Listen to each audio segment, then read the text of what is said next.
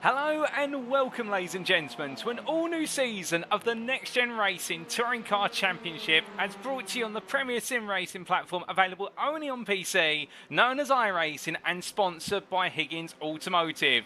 That's right, we are back for the fourth rendition of the Touring Car Championship that once started off focused on a British Championship calendar and was much to replicate the British Touring Car Championship, but it's moved across the globe, and indeed a calendar that has spanned worldwide over the course of the last couple of seasons, and we are now back for season 4, and it's another international calendar. It's another 30 races that split across 10 rounds. Much is the same. There are some differences this season which we'll come to shortly, but right at the heart remains the ultimate touring car racing action, only available on iRacing and brought to you by NXTGEN Racing. And as we head into tonight for the season opener, we are here in Italy at the one and only classic power circuit known as the Autodromo Nazionale Monza, more commonly referred to as Monza. This is a circuit which is a staple of most motorsporting calendars, with the fact it has extended straights, multiple chicanes, and also a couple of hairpins in between, and therefore it is a circuit which is much loved for the fact it's a raw powerhouse of the circuit. It's straightforward, it's simple, and therefore it's the best possible way to open up a championship calendar when it comes to close battling from corner to corner and straight to straight.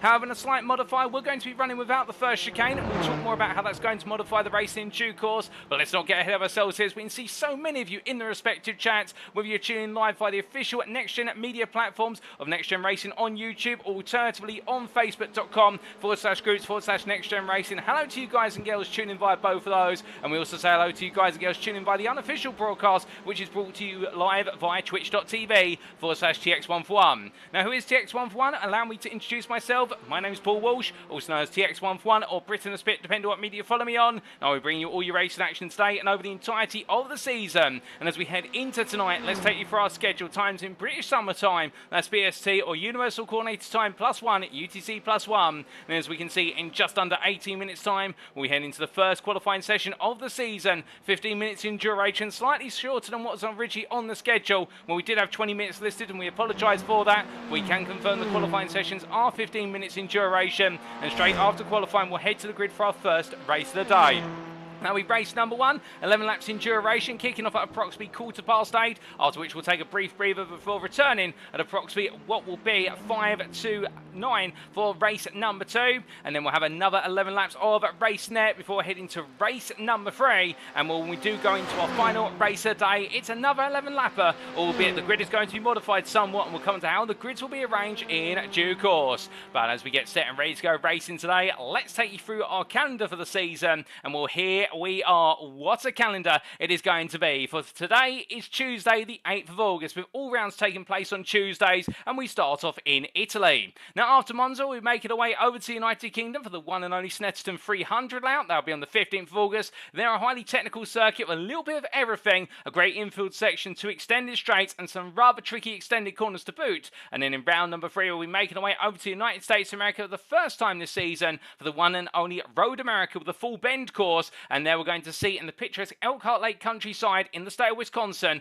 the countryside absolutely raw to life with 4-cylinder machinery. After 22nd of August, we make our way over to Japan via the Pacific Ocean for round number 4 at the Fuji International Speedway, and a circuit which has the extended start-finish straight of over 1 kilometre in length, but also on top of that has some very technical corner sequences which see the average lap speed wind down from corner to corner, and it means that it's a great way to end the first half of the season with a bang in Japan. We'll then have our first mid-season break before returning on the 12th of September for round number 5. That'll be at the circuit Charles Villeneuve at Canada, and there the hybrid street circuit is going to be tight, it is going to be rough and rugged, but at the same time our drivers will be eager to try and keep it out of the Wall of Champions wherever the best possible. And on the 19th of September we'll make our way to the Netherlands for circuit Zandvoort in round number 6. There, running on the older version of the circuit, which is not heavily banked, we'll get to see our drivers take on the charge through the winding corners of Zandvoort. Indeed, it's a tricky one to overtake at, and track position is going to be ever critical. Then we'll take our second mid-season break, which will bring us on to the main second half of the season.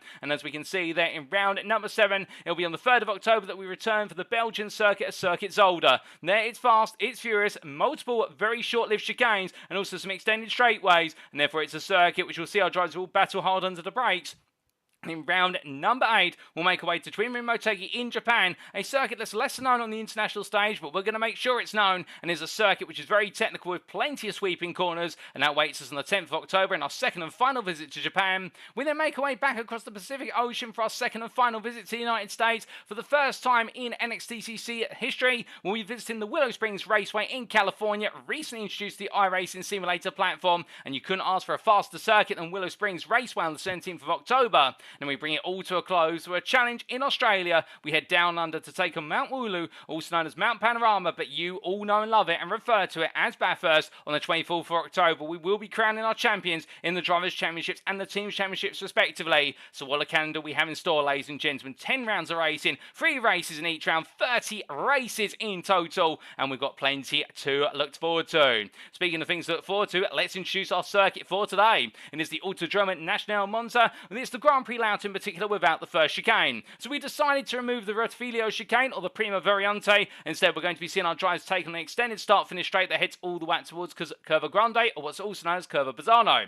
This circuit, located near the town of Monza in the Lombardy region of Italy, is a staple of motorsport in history, and whilst it's not raced on with regards to its major test oval of previous years, and nowadays it's a major picture on the world of GT World Change, Formula 1 and multiple other series, as we can see on the circuit map provided by iRacing.com, thanks to them for their wonderful simulator and the circuit maps that come with it. This is a circuit which absolutely takes to the forefront top speed and straight line acceleration. As our drivers make their way across the start-finish straight and down towards turn number 1, it's going to be a flat-out charge into the opening corner before they potentially lift off the throttle and turn on in, depending on how much fuel they've got in the car and the conditions. And as they make their way through turn number 1, then they head up towards this chicane at turns 2 and 3. Known as the Regia chicane or Seconda Variante, they'll make their way into a very heavy braking zone there where we could see some very close battles under braking, and as they exit the chicane, it's the run up towards the Lesmos at turns 4 and 5. The first of the two Lesmos at turn 4 being the faster of the two corners, where it's about the sweeping right-hander, followed up by a very tight right-hander at turn number 5, and as they exit the second Lesmo, they'll make their way onto the back straight, heading down the Curva del Seraglio, also known as the Seraglio Straight or Seraglio Curve, depending on your preference.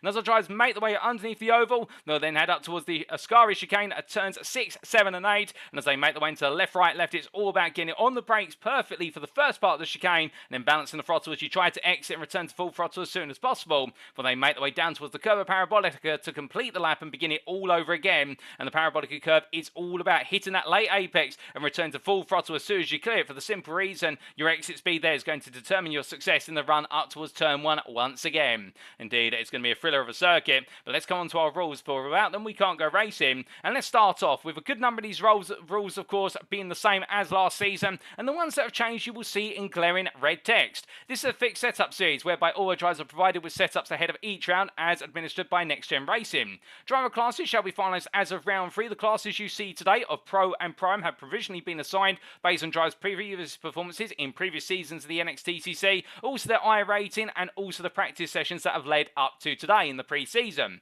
Sprint race-wise, the race 1 grid shall be set based on results of qualifying. That is a given. The race 2 grid shall be set based on results of race number 1, so that means the winner of race number 1 starts on pole for race number 2, and we work our way down the order. And the race 3 grid shall be a reverse grid based on results of race 2, albeit with the caveat the reversal position is drawn live from between P13 and P23. We cut into the commentary booth, and I'll be doing your lottery draw for the first time this season, and we look forward to seeing what number comes out of the Next Gen Racing Bowl. In each of the races, a driver shall have one fast repair available, and each race will conclude after either the allotted lap amount or 30 minutes of racing. However, with the number of laps that are normally going to be in these races, we are expecting the races to run for approximately 20 minutes, albeit if we don't have any safety cars. Now coming on to our second set of rules.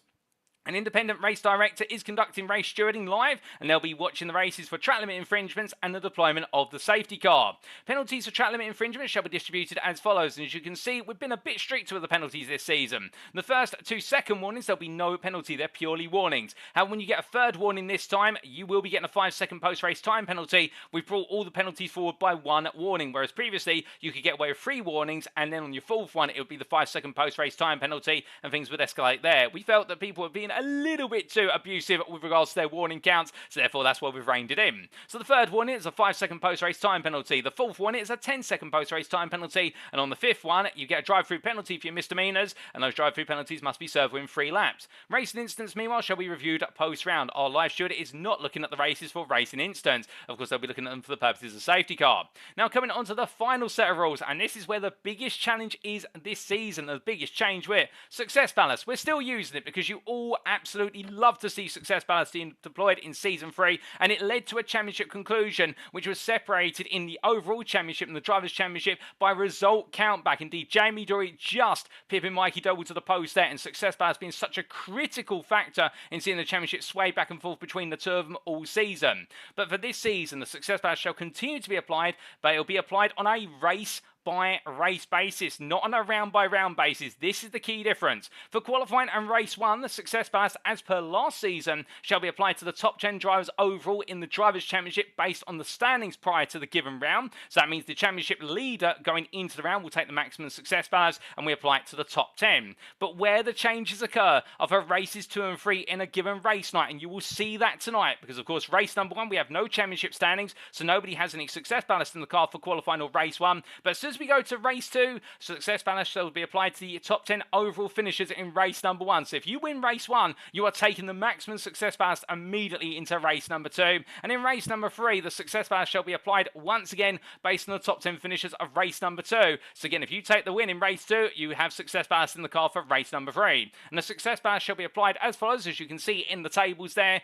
whereby the winner of a given race, or alternatively going in tonight as championship leader, shall take 56.1 kilograms in the car, and it goes all the way from that down to 4.7 kilograms for the 10th place driver. So therefore, there is plenty of weight to go around in the cars, and it's going to be a big factor here, particularly with the fact we've got so many straight line acceleration zones, and that weight is going to keep the car at bay. But that's enough rules, regulation, everything in between. We now make our way back to live circuit side pictures, ladies and gentlemen, and we do look to our drivers making the way on around, and here is the runner-up from last season. Based on the result count back in the overall Drivers' Championship, it's Doble Sim Racing's Mikey Doble here, backed again, once again, and indeed able to split his commitments between the real world of motorsport race and the British Touring Car Championship for 2023 as part of Max Power Racing in the Vauxhall Astra. And you can see the livery there being replicated onto the Hyundai Veloster. And well, going to the Veloster from the Elantra last season, and you may remember in a number of post-round interviews, he really did talk about the challenge of adapting to the Elantra after running the Civic in what was season 2. But he's gone for the Veloster, and Doble Sim Racing bringing the Veloster in their entirety.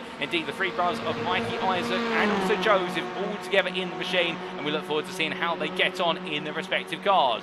But meanwhile, our championship winner from last season, Jamie Dory, well, he's currently parked in the pit lane there and getting ready to go. All set and ready, the next gen Racing Pink driver with the British flag over the top of the car. And as he gets himself set and ready to compose in the number 1, well, he takes the number to the races and looking comfortable so far. It's next gen Racing Pink driver. But it's not just about them. We also do look to the Prime class, and plenty of drivers there to look forward to seeing how they get on. Of course, Michael Lee's been promoted from the Prime class to the Pro class based on his performances last season. I believe, if my memory serves me correctly, Michael Lees was your champion in the Prime class as of season 3, and the Mark Sykes Designs driver representing the team in the number 55 Honda Civic Type R, and looking good as he makes his way in to the first 2 Lesmos, as he does and heads on out. And meanwhile, we've got plenty of Prime drivers to go on around, including some new drivers this season, including the likes of none other than what is, I do believe, Shane Piggott, as Piggott makes his way down towards turn number 1 as he charges his way down the thoroughfare there, getting himself all ready and set to go. And well,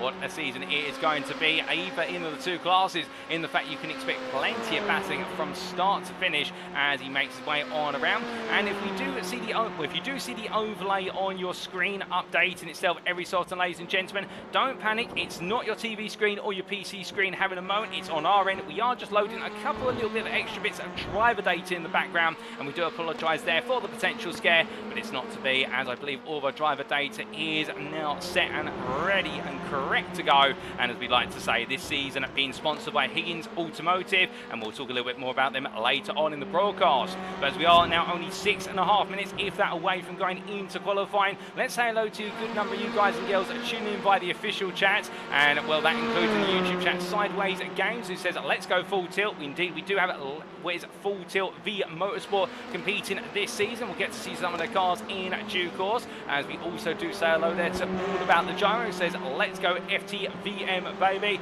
So indeed, Full Tilt Motorsport absolutely here on Full Tilt and Canter, as we do look to the Sim Racing Collector Jack Southfield. Now, I do believe he may not have got his livery on the car today and might be running a stock livery in the Honda Civic Type R. And we also do say hello there to Tampax Comfort, also there to Weber's Racing, who says watching this and Star Trek Generation. Indeed, I think some of our drivers will be trying to commit themselves to hyperspeed, Mr. Spock, as they make their way down the start-finish straight. We also say hello there to Jake Clarkson, and I do also believe we have in the Facebook chat there Andres and Dara Gomez, who says hello from Ecuador, and hello to you, Andres. I hope you're doing well from Ecuador. Great to have you tuning in with us. As we look to Ben Altria there, the 504 driver from Full Tilt V Motorsport. Indeed, a huge fan base turning out for the FTVM team as he makes his way through turn 4 and into 5. We also say hello to GZen Higher there in the Twitch chat. Says, oh no, first chicane. It's going to be a long straight for these cars. Indeed it is. We are expecting that straight to really mix things up, the battle and the slipstream. We also say hello to Mark Kent in the YouTube chat. Not able to race at the moment due to technical issues, but he has signed up for this season, and we're hoping to see Mark Kent join us later on in the season.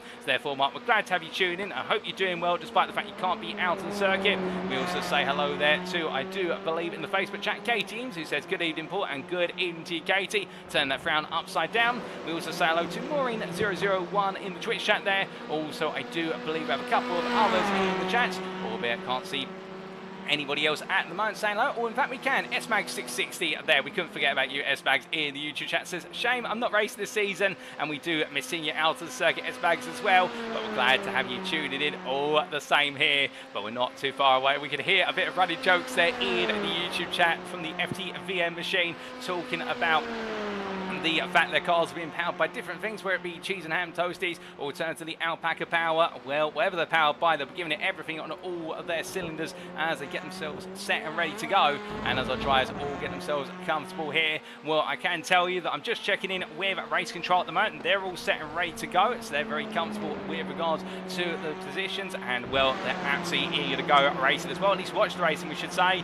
And we do have on the grid this season a team which some of you, particularly based in the United Kingdom, may know, BT Motorsport, and you're going to see 3 drivers in their pro machines, and they're all running the Hyundai Veloster. That is James Affleck in the number 30 car. You're also going to have out there none other than what I do believe is Dan Holland, as he makes his way on around turn 1 there in the number 9 Veloster. And then last but not least, a driver who needs no introduction in the world of British motorsport, Bobby Thompson, previous British touring car driver, and well, he makes his way on around here, a very fast driver in his own right, and we look forward to seeing how the number 19 driver gets on today as he makes his way up towards what is there the Ascari chicane, and running in the toe there of a Honda Civic Type R and getting himself set. And well, Bobby Thompson, a very fast driver, and well, you have heard there's been a little bit of banter between himself and Mikey Doe, both of them touring car drivers, of course, in the real world just as much on the simulator, and well, we can expect some sparks to fly between the 2 pros,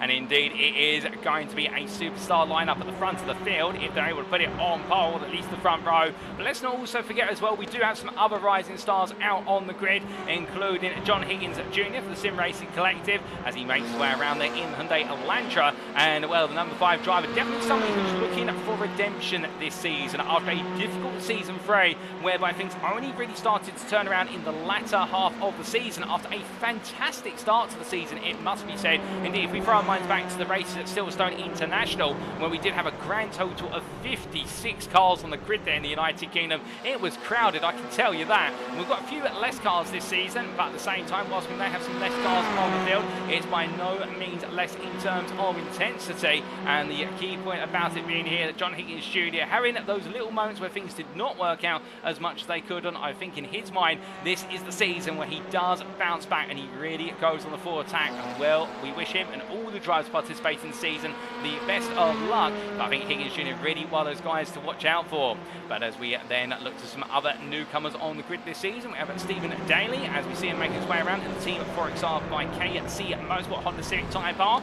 We also do have some other drivers who were not able to make it today from Team 4XR, and in particular Neil Ferrier, who unfortunately is not feeling 100%, and we do hope he'll be able to make it onto the grid for round number 2, or as soon as possible, because we do know that Neil Ferrier, a very fast driver, when he arrived on the scene in season 3, you may remember he started off in the Pro class, absolutely dominated in the Pro class, and very quickly found himself promoted to the Pro class, where he was mixing up inside the top 10 round after round, race after race. With Stephen Daly joining him this season, and we look forward to seeing how Daly gets on as he makes one through there, a bit wide, a bit of understeer creeping in, but I think too much speed and also having to negotiate other cars. But as he heads on down towards Cover Parabolica, let's just give you an update on the weather conditions for today, and we are expecting it to be a relatively hot one. In fact, you can see that on the right hand side of your screen that right now it's 29 degrees centigrade ambient and a 44 degree track temperature. Partial cloud is, that will help keep the track temperature down to a degree, but it is going to be stifling hot around here, and that could potentially throw a spanner in the works for the Hyundai Elantra drivers,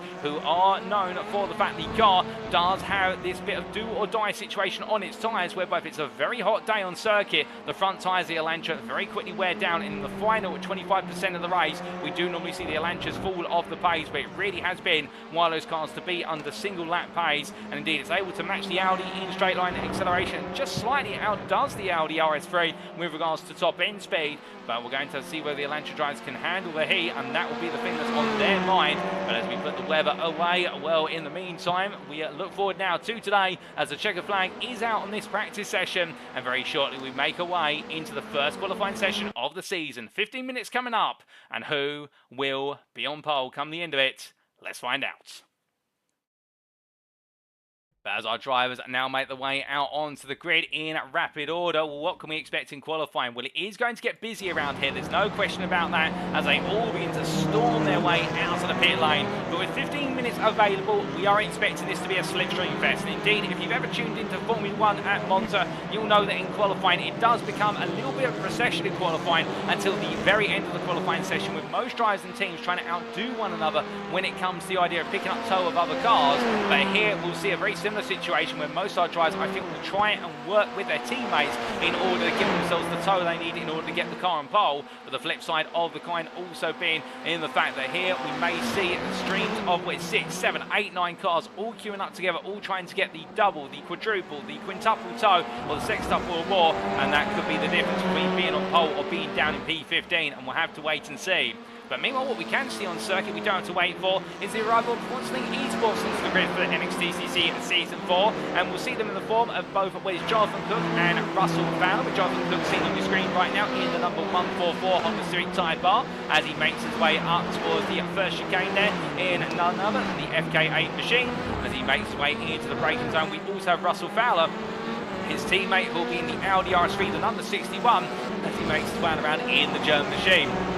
As he heads his way up towards the first of the two Lesmos, we look forward to seeing how they get on in touring car machines. Indeed, if you're a regular viewer of NXTGEN Racing, I should say, races on our YouTube or alternatively our Facebook pages, you'll know that they do compete also in the GT3 League, the fixed GT3 League, and there they've been able to demonstrate their trade quite admirably. But will that trade carry on through here into the touring car class? That's the big question. We also have in the Pro-Am class none other than Chris Rance, and we've got ahead ourselves a little bit. Some of you may be sat there right now asking, well, how can I tell who's a Pro and who's a Pro-Am? Well, if you look to the time tell on the left-hand side of your screen, you'll notice that drivers have different colour sashes against their name. Those with a green sash against their name, such as Jamie Dewar, who's at the top of the time towel, they are your pros. Those with a pink-purple sash against their name, such as Chris Rance, well, they are your Pro-Ams, and that's the way you differentiate between them. And consider the pros to be the faster class on the field, and they really are the experts in the touring car racing machines. Meanwhile, the Pro-Ams are rookies all the way through to amateurs who are nearing that pro status and looking to take those final steps. And normally what we do see is that the winner of the Pro-Am Championship from previous seasons does get promoted, and that's why Michael Leese is now up in the Pro class. And also we should say that for this season, the Pro-Am Championship is known as the Higgins Automotive Championship, in the fact that it's been sponsored by Higgins Automotive. Special thank you to them once again. And well, as they make their way across the timeline here and up towards what is turn number 1, it's a long run to go, and Rance will find himself in the tow as he heads on down towards turn number 1. Speaking about new drivers on the grid, we've got Chris Rance there. We also do have Lucas Korg, as we do see the Pro-Am driver making his way on through in the Honda Civic Type R as well, in that long train of cars. And you definitely see now everyone trying to tuck into the tow as he heads in towards turn number 1 and through the right-hander. Absolutely fully committed here. It's a long lap, it should be said, at Monza, in the fact we're looking at a lap that's around 2 minutes. He just dips the rear left tyre on to what is the grass. They're coming through, not through Parabolica, through Curva Grande, and in return just gets the car out of the wall. But as he rejoins the tarmac, it's into the wall. Everyone's able to avoid the wayward touring car, and it's a difficult start to Korg's campaign in the number 86 Honda, as he now tries to get that car back to the pits if he so can. But meanwhile, we also do look to making the way out there at the moment what is Jack Southfield, who is representing the Sim Racing Collective. We talked a little bit about him earlier as he tucks into the tow of one of his teammates just in front of him as they make their way up towards what is their turn number 10, heading in towards Parabolica Curve very shortly. In fact, I think that's turn number 9, but the fact we've omitted the first chicane as he makes his way up through the right-hander. Or what's it going to be here for Southfield as he comes on around, in the fact we're almost towards the end of the first third of this qualifying session. That's when we get our first laps on the board. That goes to articulate just how long this qualifying lap is as he makes his way up towards the line. Well, Daly sits the first time on the board, but now they all come in very quickly here, one by one, and as they do, well, Southfield at 52.712. He'll feel as though the next lap can be a bit faster, given the fact he will have the tyres up to full temperature at that point, and our drivers do normally need a couple of laps to get their tyres right in the optimum zone.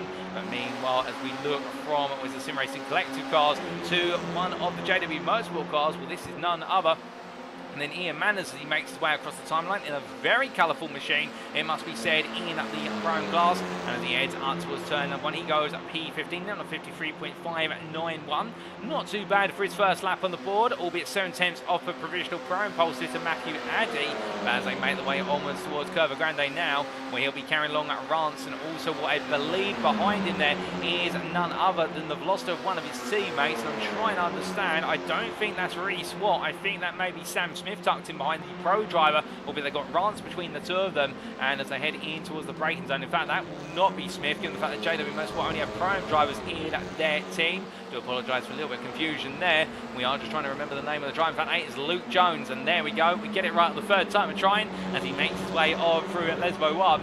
And as he does here, Will Jones will be in the tow in the Jack of all trades, master of all none car, as we like to call it, the Velocity. In fact, it has a little bit of everything, and that is a good thing, but it's also a bad thing. In fact, it doesn't have a speciality, and indeed today the speciality is top speed and acceleration out of corners, and that's what the Audi RS3 does have, the acceleration out of the corners. It accelerates incredibly fast up to top gear, and then the Elantra has the top speed to go with it, and that is why it is going to be back and forth between them. As they make the way on through, we do say hello there to John Higgins in the YouTube chat, who says, good evening Paul, so looking forward to this and great to be involved as a championship sponsor. Indeed, John Higgins, who we will most likely have join us in the commentary booth a little bit later on today to talk about Higgins Automotive and also his thoughts for this season. But the brains and mastermind behind Higgins Automotive, and thank you to John and the team at Higgins Automotive for being behind this season of the NXTCC.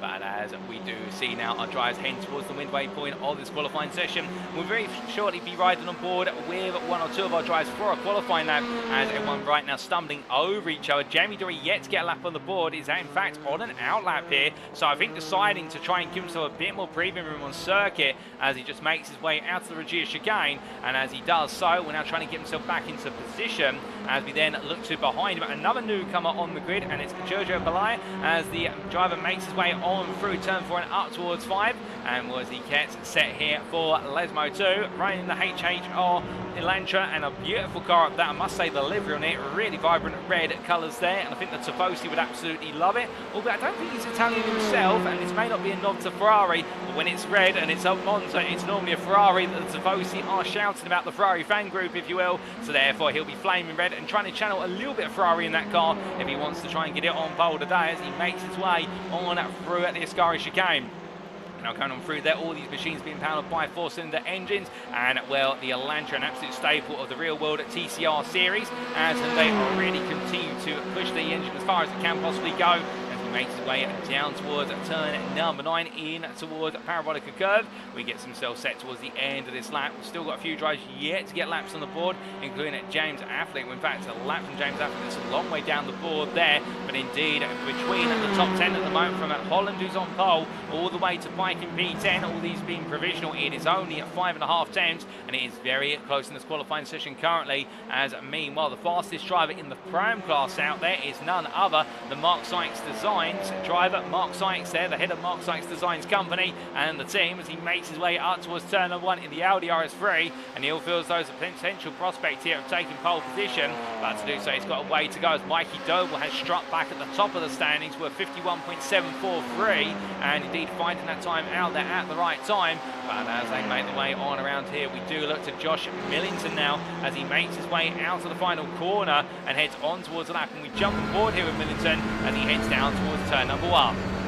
Now it's a long run here, and as he heads all the way down, he'll be in the tow of the Elantra in front. And notice how the Elantra in fact gained a bit of ground on him as he heads up towards the opening corner. And it's only towards the very end where he now starts to gain and overhaul the tow of the Sim Racing Collective Elantra in front. As they make their way into the right-hander, it's going to be full commitment on the throttle here all the way through, and he gets very close for comfort here is Millington as he makes his way up towards turn number 2. Side by side there with the number 99 car, and onto the brakes he goes into the chicane as he rolls the car from left to right, going through Regia, second gear, and now powering out and up towards turn number 4. Getting ready for the double right-hander of the Lesmos, going into Lesmo 1, brake as late as you dare, braking at approximately 40 metres of corner apex, and as he heads on out there, up to 4th gear now, a short shift there in order to settle the car and get the power down, as he now brakes the 50 metres board and into Lesmo 2. 3rd gear, right over the apex curve, given the fact these touring car racing machines are able to take curves given their high ride height, compared to say GT3 class machines, you can abuse the curves a lot more here, as he makes his way down the Seraglio curve, now heading up towards the Ascari. into top gear at this point, and the Honda pushes as much as it possibly can. He looks to his right and side for his brake marker, and braking at just about 110 metres on corner apex down to third, plenty of apex curve to turn into left-hander, then right on the apex of the second part of the Ascari, flat out through the final part, and you want to bounce the car over the curves there in order to straight line your exit. As he makes his way down towards the final corner now, Millington pushing as hard as he can here. His foot is going to be absolutely glued to the floor, but in fact I think he might be backing off. Knowing this lap has not been an improvement, he's been given the toe to another driver. In fact, he's been given the toe there to Gavin Garner, but he comes down into Parabolica curve to complete the lap. Gavin Garner in the next gen racing pink Audi. As Millington makes his way out, that is a lap of the Monza Grand Prix circuit, albeit minus the Retrovido chicane on the first chicane as he heads towards the timeline. But this is not going to be an improving lap. But meanwhile, speaking of drivers who are looking to improve, well, Gavin Garner goes P14 overall with his first lap on the board. And well, you can always tell when we do have the next gen racing pink driver on the field, because that car is as pink as it possibly can get as he makes his way up towards turn 1 as the Briton charges his way on in. Runner-up in Season 1 of the NXTCC up behind Dory, who claimed the first overall Drivers' Championship and the Pro Championship as it was known back then.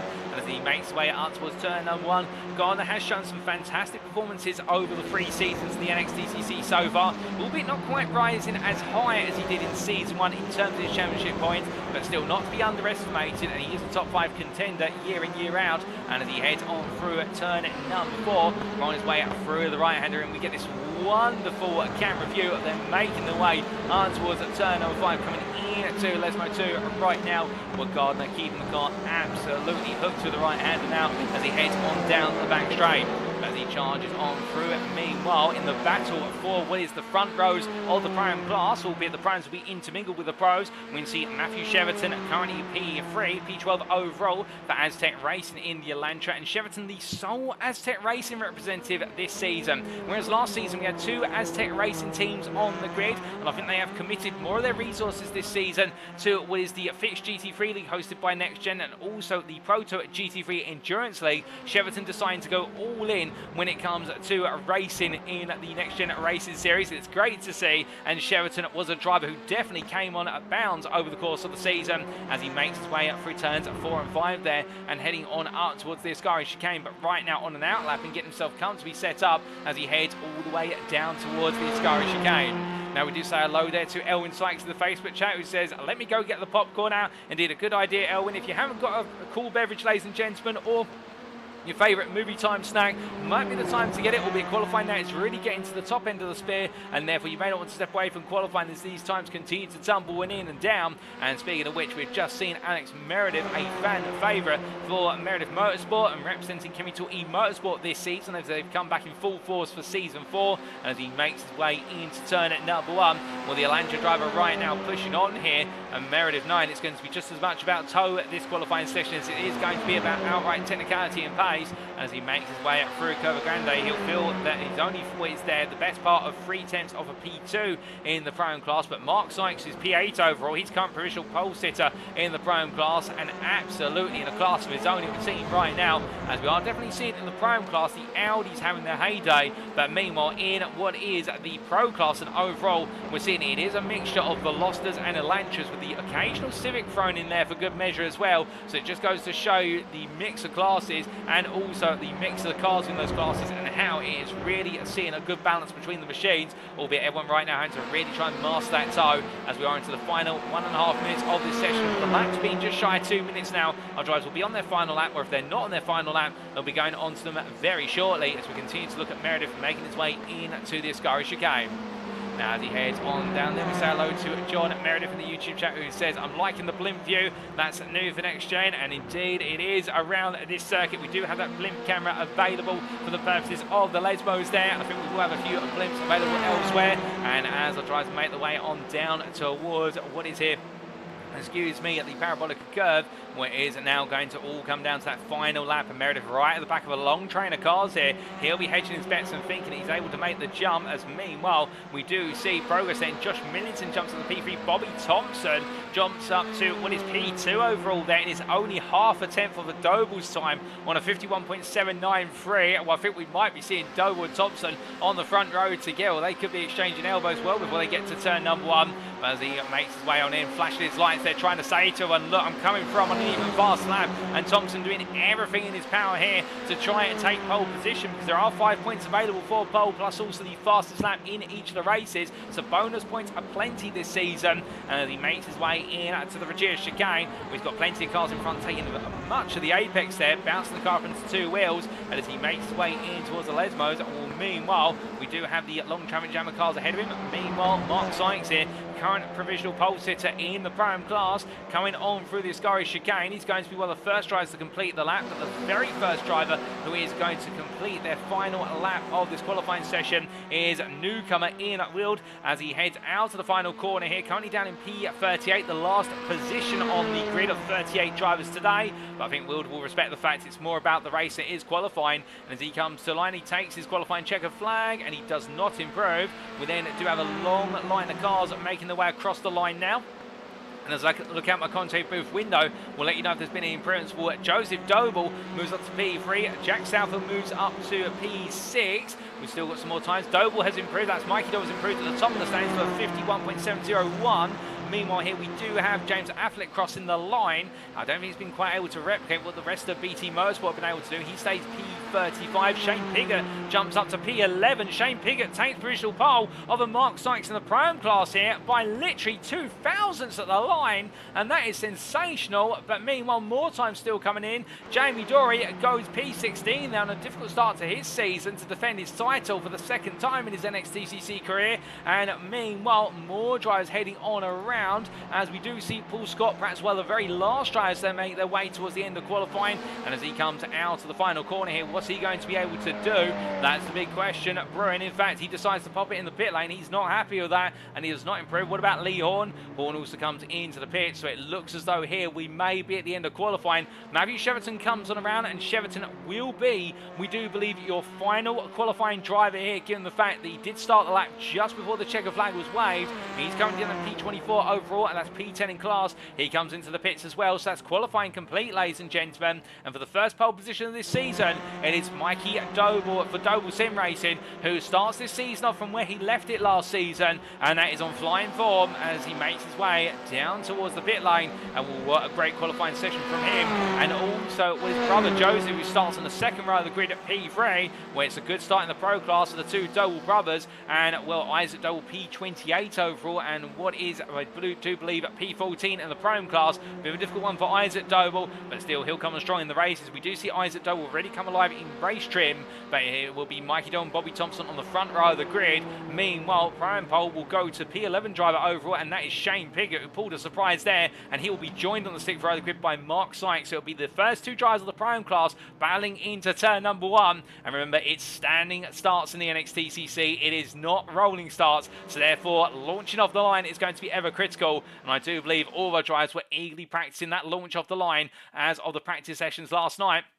But with that, it's time to head to the grid for our first race of the season, and this is how they line up. On pole position, it is Mikey Doble for Doble Sim Racing, who is joined on the front row by BT Motorsport's Bobby Thompson. Behind him on row number 2, it'll be Joseph Doble for Doble Sim Racing and Dan Holland for BT Motorsport. We do have a Doble Sim Racing at BT Motorsport lockout on the front two rows, with Josh Millington at starting P5 on the third row for the Sim Racing Collective, joined by Next Gen Racing Pink's Gavin Gardner. On row at number 4, it's Jack Southfield for the Sim Racing Collective and his teammate John Higgins Jr., with Kieran Sharp for the Sim Racing Collective completing the quartet, and followed up by Andrew Pike for the Sim Racing Collective. We jumped ahead a little bit. Pike's the one who completes the collective quartet, and with it the top 10. On row number 6, it's a Pro-Am lockout. Shane Piggott, your Pro-Am pole sitter for CS Sim Racing with ASR and company, and Mark Sykes Design starts alongside him. We then have on row number 7, Stephen Daly for Team 4XI by KC Motorsport, joined by Sam Cases with Next Gen's Lee Horn, and then we'll have the pairing of what is there, Michael Lease and Jamie Dory for Mark Sykes Designs and Next Gen Racing Ping on row number 8. Row 9 goes to Adam Delman for Mark Sykes Designs and Performance Link Esports Russell Fowler, with Respot for JW Motorsport and Full Tilt V Motorsports Ben Altria starting and completing your top 20 on the 10th row. Bernardo Conway starts P21 and a good end to his qualifying session for Kemi Tour E Motorsport, joined by teammate Alex Meredith on the 11th row. And then row 12 goes to Nick Clemens for iRace Esports and Aztec Racing's Matthew Cheverton. On row number 13, it's Matthew Alley for Sam Cases with Next Gen and his teammate Paul Scott, with row 14 going to JW Motorsports Luke Jones and Double Sim Racing's Isaac Doble. There's Alan McCain for iRace Esports and Whiskey Runners with Next Gen's Daniel Fritz, who completes your top 30. lead, with row 16 being occupied by Ian Manners and Chris Rance for JW Motorsport and CS Sim Racing respectively. And then we have Jonathan Collins for Whiskey Runners with Next Gen, joined by Performance Link Esports is Jonathan Cook on row number 17. Row 18 will go to James Affleck for BT Motorsport and Georgia Belay, with then the 19th row of the grid being made up of Lucas Korg for Scone Cold Digital and CS Sim Racing's Ian Will to complete your starters. But the grid is set, ladies and gentlemen. We are only moments away from going racing, and here are the lights. One red light, two red lights, three red lights, four red lights, five red lights.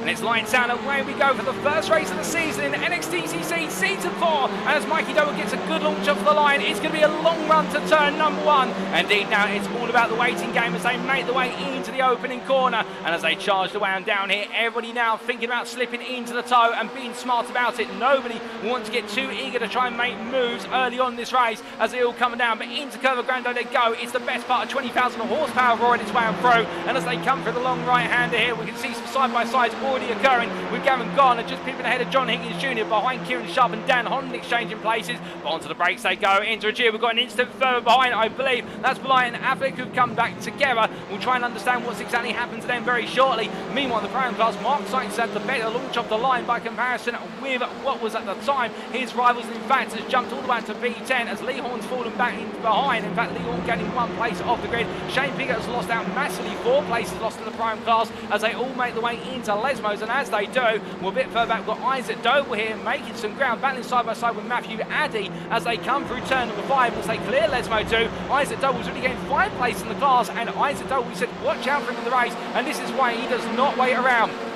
As they make the way up towards Ascari, we look towards the front of the field, and this is Pike versus Holland. Pike on the what's there, the right of your picture, versus Holland on the left as the Sim Racing Collector drive fence of the BT Motorsport car. And as they make the way through Ascari and coming up towards Curva Grande right now, we have had an update with regards to that instant at turn number 1. It was Belay and Affleck who came together, no safety car for that instant. The racing continues here, and as they make the way on down towards what is the parabolic curve, and up towards the braking zone very shortly. And meanwhile, Clemens here looking for the move versus Isaac Doble. In fact, it's Doble on Clemens here as the iRacing Esports driver falls in behind, but 3 wide behind them, and that is going to be Jones, Manners and Addy all together under braking. Ian Manners does the Moses here, past the proverbial seas, and gains 2 places at the price of 1 as he clears the final corner. But now, of course, it's going to be the cutback, but Jones, his teammate here, will not want to be in an instant with them, as meanwhile it's Jack Southfield who's coming into the pit lane. I believe Southfield may have a drive-through for an early launch, a full start, but meanwhile as they make the way on down, we can also see here nose to tail, Paul Scott versus Matthew Addy.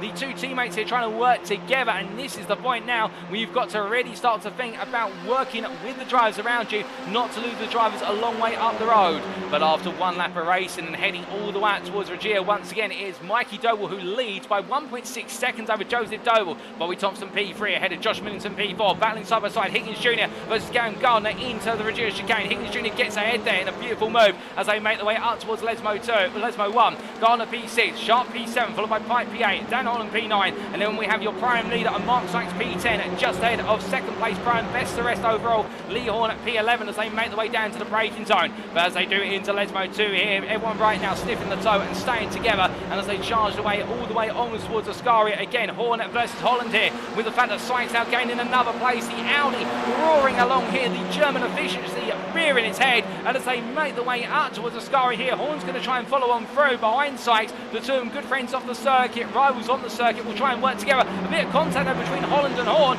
albeit elbows out between the 2 of them. It is permitted if they are allowed to make contact, and as they make the way for Ascari, well right now Holland I think reasserting his position as we see both Holland and Sykes they're almost losing it coming out of Ascari with the drop off the curb, and with that now Michael Lees is trying to make the move here versus Horn, and he's also got Jamie Dory behind as the Mark Sykes design driver tries to keep the Next Gen Racing pink car. Dory behind as they make the way into Curva Grande, but in fact into Parabolica. We'll get them right eventually, ladies and gentlemen, as they make the way through the right-hander and up towards turn number 1, and as they come on around here side by side between Horn and Lees in the drag race up towards turn number 1. It's a long way to go, and now Dory's going to tuck in, he's going to hedge his bets here, and I think he's trying to try and bump along what is Lee Horn. And we should point out the reason why you're not seeing many drivers use that that right-hand side piece of circuit beyond the white line. They have been told by the stewards that if they go beyond that white line with all four wheels, it will be a track limit bridge, given the fact the road surface does tighten on the pit lane exit and that white line area does no longer exist. But as they make their way into turn one and coming through along right-hander, Lease right now side by side with Horn, and well, I think it's going to be Lease who gets the edge ahead here as they head into the braking zone and coming on to the anchors now. And going all the way down from an excess of 150 miles an hour. Meanwhile, behind we do have Reese Watt there making the move on Russell Fowler. A nice move from the JW Motorsport driver. That moves up into the podium places in the Pro-Am class as they head up towards what is Lesmo 1 once again. And you can see Bernardo Colbe is now starting to make some headways at the head of the next Pro-Am pack. He's P5 in class, P16 overall. And the Chemical E Motorsport driver here continuing to make progress. Although he's got Shane Piggott for company behind, but Piggott has dropped like a stone. I reckon it may have been a bad launch off the line. And as they head on around here, we do say hello there to Handsome Shoe. Says I got all excited for it last week and then Fish had to disappoint me by saying it was this week. Well, sorry to make you wait a week longer there, Handsome Shoe, but we're glad to have you with us now as our drivers make their way up towards the Ascari, and we're 3 laps into this 11-lap race and things are coming down right now. But as we like to say, this may just be the calm before the storm, for the simple reason everybody right now itching to get fighting, including Ben Ultria here as he looks to move on Matthew Addy, albeit Ultria has lost out significantly at the start of this race. I think it might have been a bit of a slow start for Ultria, and we will have a look back very shortly at the race start, and particularly the incident between Belight and Affleck, which did confound a number of drivers through turn number 1. But as we see Ultria here now looking around the outside, it's going to be battled side by side under braking here into Parabolica curve. But who's going to be the one who backs down? Who's going to be the one who commits to the longer run? Well, it is going to be here Ultria who decides to go all the way around the outside, but Matthew Addy tucks in there, but he's now got Chris Rance for company. But as they make their way out the corner, Addy defends on the inside. Meanwhile, Rance looking around the outside, but Addy into the pits, in fact. So it might be a problem with the car there for Matthew Addy as Rance now tucks into the Total Ultra and tries to close up. But from them, we now do have further up the road. It's Colby versus Piggott. Piggott on the left of your picture now, the right as the camera turns on around. And as they make their way into turn number 1, well, Colby's going to tuck in here as we ride on board with the number 96 driver from Chemical E Motorsport. And we're all over the back of his fellow Hyundai, albeit the Veloster versus the Elantra, and almost pushing the Veloster along a little bit here as he looks to move up the inside under braking. Goes through here, tries to use the brakes. They're very strong on that Elantra, but it will cook the front tyres, but he gets it done there. But Piggott now comes back at him as they make the way into turn number 4, and as they go side by side into Lesmo 1 through the right hander, and Piggott does get ahead as they make the way on around. In fact, Colby wide there, and it releases Isaac Doe into position. Isaac Doe gains another place as they make the way into Lesmo 2. Behind is Jones and Alex Meredith, so therefore these guys all starting to come together with a battle in between them, and that's the thing, when you battle like this, you cost each other a lot of time.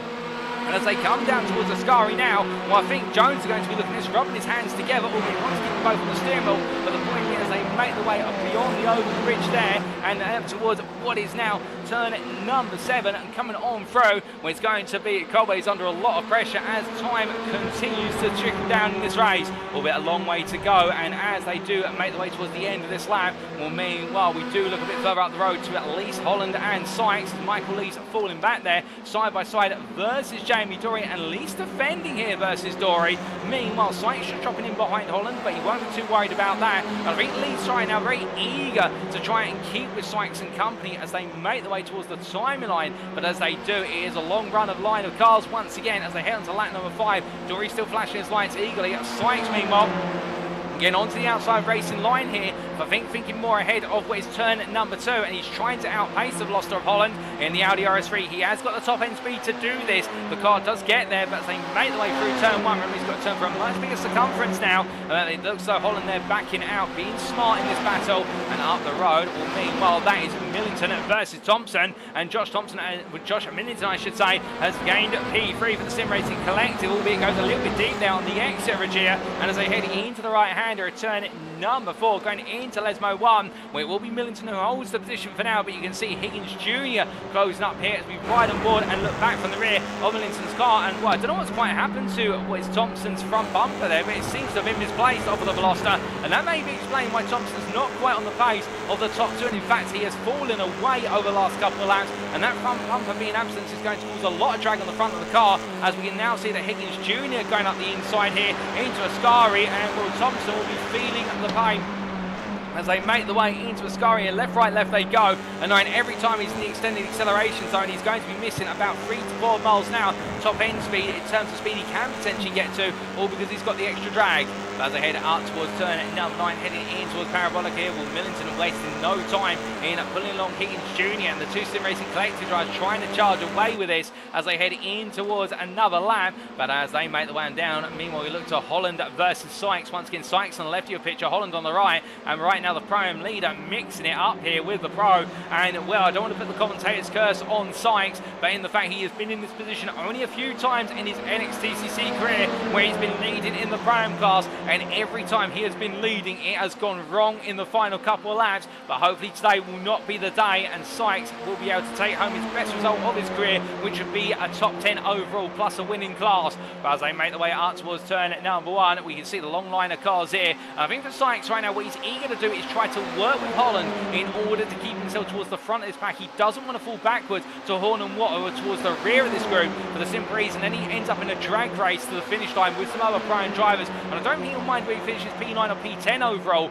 Holland, meanwhile, now finds himself relegated to this battle with the fact that Pike and Sharp up the road, the two Sim Racing Collective drivers in P8, P7, they are almost 4 seconds clear, and that's the problem. When you battle in packs at Monza, it means that you naturally fall away from the next pack up the road. But as they enter the braking zone, it's going to be Lees on the inside here as Sykes into Lesmos. Meanwhile, coming in hot is Jamie Dory. Contact on the rear of Lees, and he goes round. Contact further Reese Watt. As you can see, Lees trying to bring the car under control. They all just about survive it, but my goodness, now that could have been absolutely fatal in terms of their aspirations to take points in this first race of the day. And well, goodness me, we'll get a replay back of that very shortly. But first, a much longer than anticipated replay of what happened to Jojo Belli versus James Affleck into turn 1 of lap 1. But before we look at that, it will be Elise versus Watt as they make the way. In fact, it'll be Elise versus Fowler, we should say, as they enter Ascardi, and Elise holds the position. And here's the replay of what happened to Jojo Belli versus James Affleck.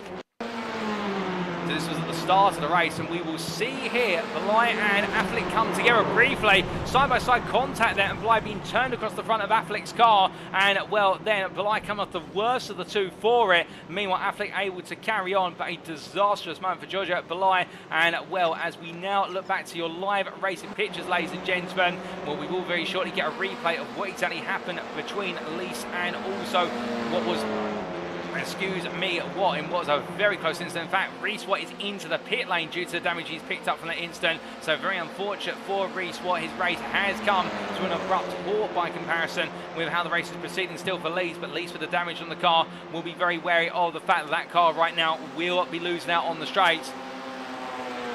And as they make their way up towards turn number 1, at least tucking into the toe there of Russell Fowler, who will now try and pull away. But meanwhile, further back, we do also look to the battles just for the final spot of the top 10 Pro-Am class here. And you're looking at it right now. This is Lucas Colt versus Ben Altria and Paul Scott. Paul Scott on the back of the group. And as we ride on board here with the Audi RS3 driver, he's also got Chris Ransmine. So you're effectively got P10 through the P13 in Pro-Am, all fighting hard here for P22 overall. And as they make the way onto the brakes, into the Regia chicane, where it's Honda ahead of a Lancia, followed by Audi as they make the way out to turn number 3 and onwards towards 4. And we can see here Scott gaining the speed in the acceleration zone. The Audi absolutely brutish, as meanwhile running a bit deep there and wide goes Colt. And in fact, Colt having to come off the race tonight. I think that may be for a slowdown penalty for cutting the chicane a bit too aggressively. So Ultra will now take when it's P10 Pro-Am as Paul Scott now chases after him. You can see that Elantra just such smooth acceleration away, but now in the toe, plus the fact the Audi getting into 6th gear very quickly. Now Paul Scott is able to close up to within 3 tenths as they head onto the brakes here for Ascari. It's not enough for a run, and Scott has to wait as the car jerks around there with the rearward brake bias lifting the rear of the car up even more so with that brake transfer over the front of the car. And as they make the way out of turn number 8 up towards 9, heading up towards Parabolica now. Can Scott find a way here to catch up to Ultra, or will we see Ultra stay ahead for a little bit longer in the 504? It's now 2 attempts here. They're almost into the braking zone, and Scott has to wait once again, but definitely getting eager here to try and put his nose that you can see all over the back as they exit the corner. And as they make the way towards the start-finish line, I think it's not going to be long before we now see a potential Class 1 to slipstream.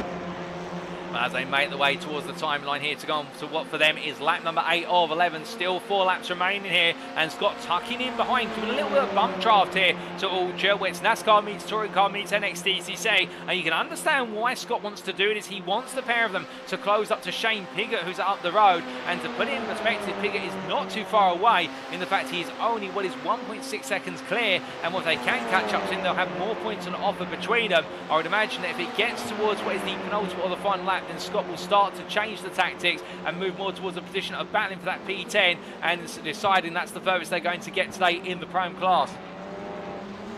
As they make their way through Regia, still more battling ongoing. In fact, we've had an off-track for Dan Holland, and that was at Lesmo 1, and we've had an off-track for what is, I do believe, Michael Lees at Lesmo 1. So Dan Holland falling off the bike and company, dropping down to P9. And what exactly happened to Dan Holland, I think, is the big question that we're all asking. Well, we will get a replay of that very shortly, and here's what happened. Making his way in to turn number 4 here. I think just getting a bit greedy with the throttle pedal as he made his way on through, and the car indeed just running slightly wide there, but otherwise no drama. So I think that's less of an off track than what our sensor was showing in our timing tower, albeit in here in the commentary booth. But Holland going a bit too wide for his own measure there, and he might get a little bit of slap on the wrist from the stewards. But meanwhile, as we do look back to your live pictures, here's your race leader. We haven't forgotten about him as he makes his way onto lap number 9. It is Mikey Doble still, with Joseph Doble just gradually catching up little by little, albeit getting the distance. So the second of the two Doble brothers here, and the Doble Sim Racing pair right now going for a 1-2. They'd love to make it a 1-2-3. I think one day that may come in history, but not today by looks of things, as me or John Higgins Jr. leading the trio in the battle for the final spot on the pro and overall podium. And well, Higgins Jr. here, head of teammate for the Sim Racing Collective of Millington. And then you have always Next Gen Racing Pink's Gardner P5 as they make the way on around. You've also got Bobby Thompson behind this, also Kieran Sharp, who's now trying to get into the sharp end of it, no pun intended, as he looks around the outside to inside here, but Thompson defends well, and Thompson not letting that straight line speed deficit on his Veloster hold him back at all as they make the way up towards Lesmo 1. You've also got Dan Holland a bit further back, albeit the next driver is Andrew Pike, and then it's Holland who's 5 seconds behind. As you can see here, the drivers making the way on around, but Pike really at the back of this group and watching on as the Sim Racing Collective 99 driver makes his way out to Lesmo 2 and onwards towards Ascari. But as they come on through, meanwhile James Affleck, the pro driver, is gaining a bit more progress further down the order. He's now moved up to P20, albeit he's battling with pro amps left, right and centre is Affleck. And meanwhile, as we see Pike here thinking about getting involved, no, in fact it's Sharp who tries to take a peek on Thompson but can't find a way on in. And I think definitely now settling down in this race with the time remaining here. I think everyone's teamed themselves up for one big final battle, which wouldn't surprise me given the fact that really at Monza all the battling happens on the final lap.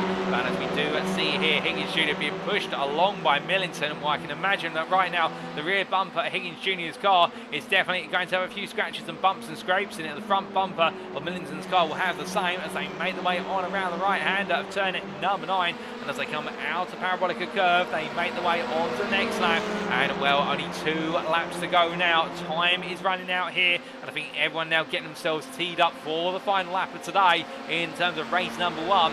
As we look to our pros making their way down towards turn 1, we look further back to our drivers just about make the way onto their journey towards turn 1, and this is Alan McCain, the iRacing Esports driver, who's tucking in behind Ian Manners as he makes his way on down here, and the Elantra driver right now full speed, full power as he heads in the toe. Albeit tucked in behind the JW Motorsport machine, the Honda Civic Type R. And that Honda, to be fair, is holding its own initially. It's when he gets the 5th and 6th gear, this is where it really feels the pinch of McCain. Looking around the outside here as they head side by side into the opening corner. And there's the road surface change there as they make their way across what will be the runoff area for the purposes of the standard GP loop.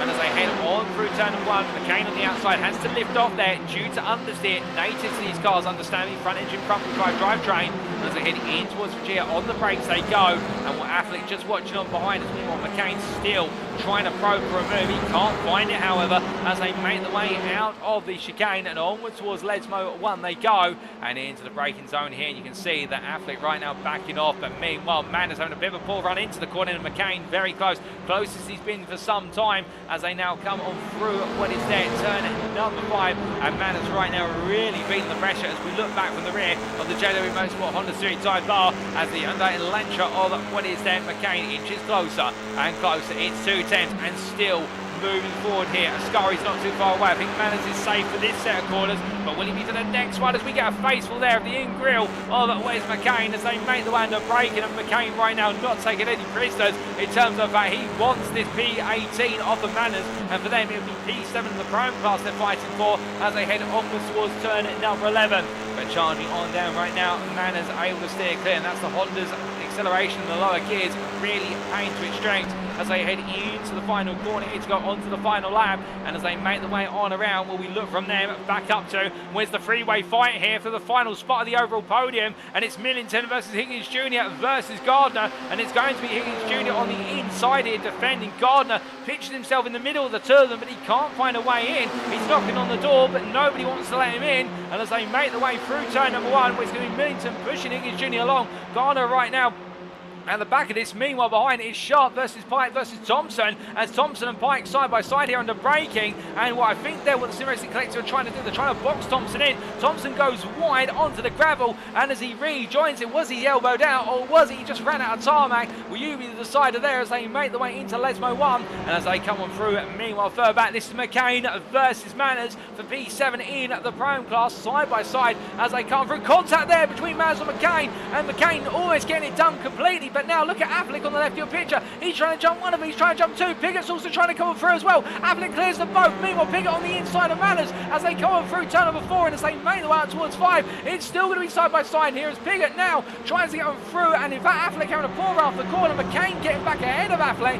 and Pigot has to tuck in. He gains another place, but not the one he wants, and Shane Pigot doing well to recover here, but as they make the way down towards Ascari. Meanwhile, we look from them very shortly out towards the front of the field, and here is your race leader, ladies and gentlemen, of Mikey Doble, who right now in a very untroubled run at the start of today. Well, he's definitely started off his season on a high for as he makes his way through the final corner to take the first win of the season overall. It will be Doble Sim Racing's Mikey Doble in the number 88, who makes it a 1-2 for Doble Sim Racing, leading on home himself and his brother Joseph Doble comes home P2. It'll then be John Higgins Jr. P3, who holds on to the final stop of the podium for the Sim Racing Collector. The teammate Josh Millington P4, Cameron Garner P5 for Next Gen Racing Pink, ahead of Kieran Sharp P6, Bobby Thompson P7, Andrew Pike P8, Dan on P9, and Mark Sykes crosses the line. Your winner in the Prime class of Mark Sykes Designs, taking his first win of his NXTCC career in the Prime class. P10 ahead of Lee Horn, who finishes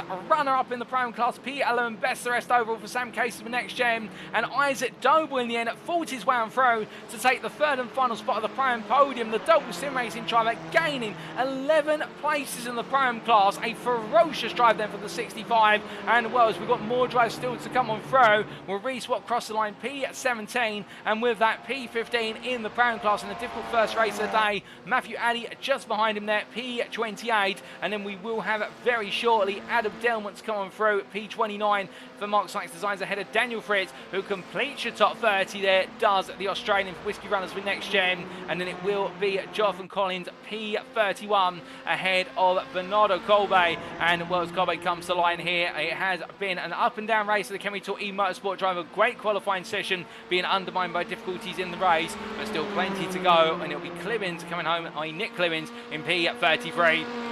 As the iRacing Esports driver involved an unfortunate late incident cost him very dear as he heads towards the timeline, and then we will have what is our last drive to finish on the lead lap very shortly, and it will be none other than Matthew Cheverton for Aztec Racing. Well, it's been a difficult start to his day, but still plenty to bounce back to as he makes his way up towards the timeline, and well, that will complete his first race of today. We did have a 35th finisher, in fact a 36th finisher in the form of Belay and Southfield, so 36 finishers, 34 of which on the lead lap, and we did have 2 drivers retired, and that was Jonathan Cook and Stephen Daly.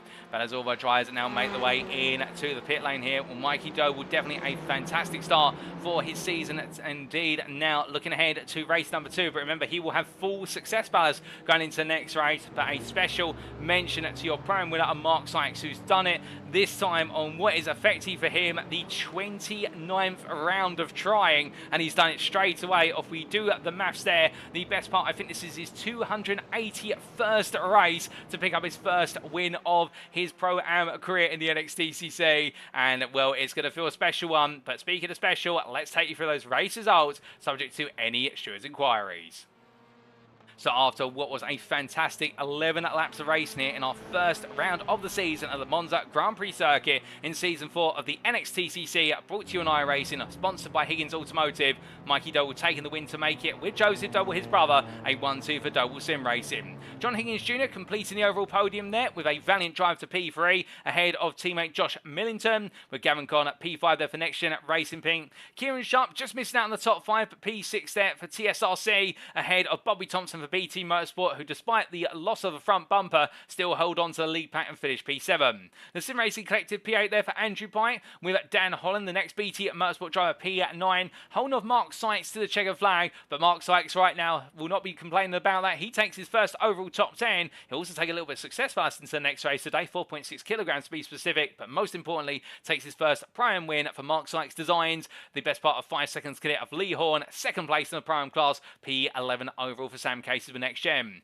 Jamie Dory just behind there by what was a couple thousandths in the end for NXTGEN Racing Pink, ahead of third place Prime driver Isaac Doble, who rounds off the Prime podium there of Sykes, Horn and Doble for Doble Sim Racing. And there'll be Mark Sykes Designs' Michael Lees ahead of Luke Jones of JW Motorsport, who complete your top 15. Going towards the end of the top 20 overall, we see Russell Fowler there on his debut for Performance League Esports, doing well to finish inside the top 20. Alex Meredith having a fighting charge through for Chemical Motorsport to finish P17. And Alan McCain for iRacing Esports in the end, staying ahead of Shane Piggott to the line, with the iRacing Esports driver just outpacing the CS Sim Racing with ASR, Casey and Mally Motorsport driver. And then James Affleck completing your top 20 for BT Motorsport. Joe W Motorsport's Ian Manners, P21, just missing out in the top 20, but still plenty to come, as will be for Paul Scott there for Sam Cases with NXTGEN, who held off Ben Altria to the line, and then Chris Rance and Lucas Galt, who completed your top 25, with the Scone called Digital HHR driving having a difficult start to his race, but making a good recovery midway through. Ian Will moving to P26 after a difficult qualifying session, showing the results will gradually come, with Reese Watt P27 for JW Motorsport ahead of Sam Cases with NXTGEN's Matthew Addy P28, and then we see completing the top 30 Adam Delman and Daniel Fritz, with there the Whiskey Runners with NXTGEN at Racing Drive coming home ahead of his teammate Jonathan Collins. A difficult start today for the pair of them. Bernardo Colby P32 ahead of Nick Clibbins, and Matthew Sheraton at P34, the last finisher on the lead lap. And then we saw Giorgio Balai for Scone Cold Digital HHR finishing at P35 there, a lap down, but ahead of Jonathan Cook, who classified it in fact 9 laps down in the end. And the Performance Link Esports driver will be at the head of 3 drivers who will be classified as non-finishers, as they did not complete half the race distance. So that will be Jonathan Cook, Jack Southfield for the Sim Racing Collective, and Stephen Daly for Team 4XR by KC Motorsport. That concludes our first race of the day though, ladies and gentlemen. We've still got another 2 to go, and we'll be back in approximately what will be 10 minutes time for the build up for race number 2. Don't go anywhere, you won't want to miss it.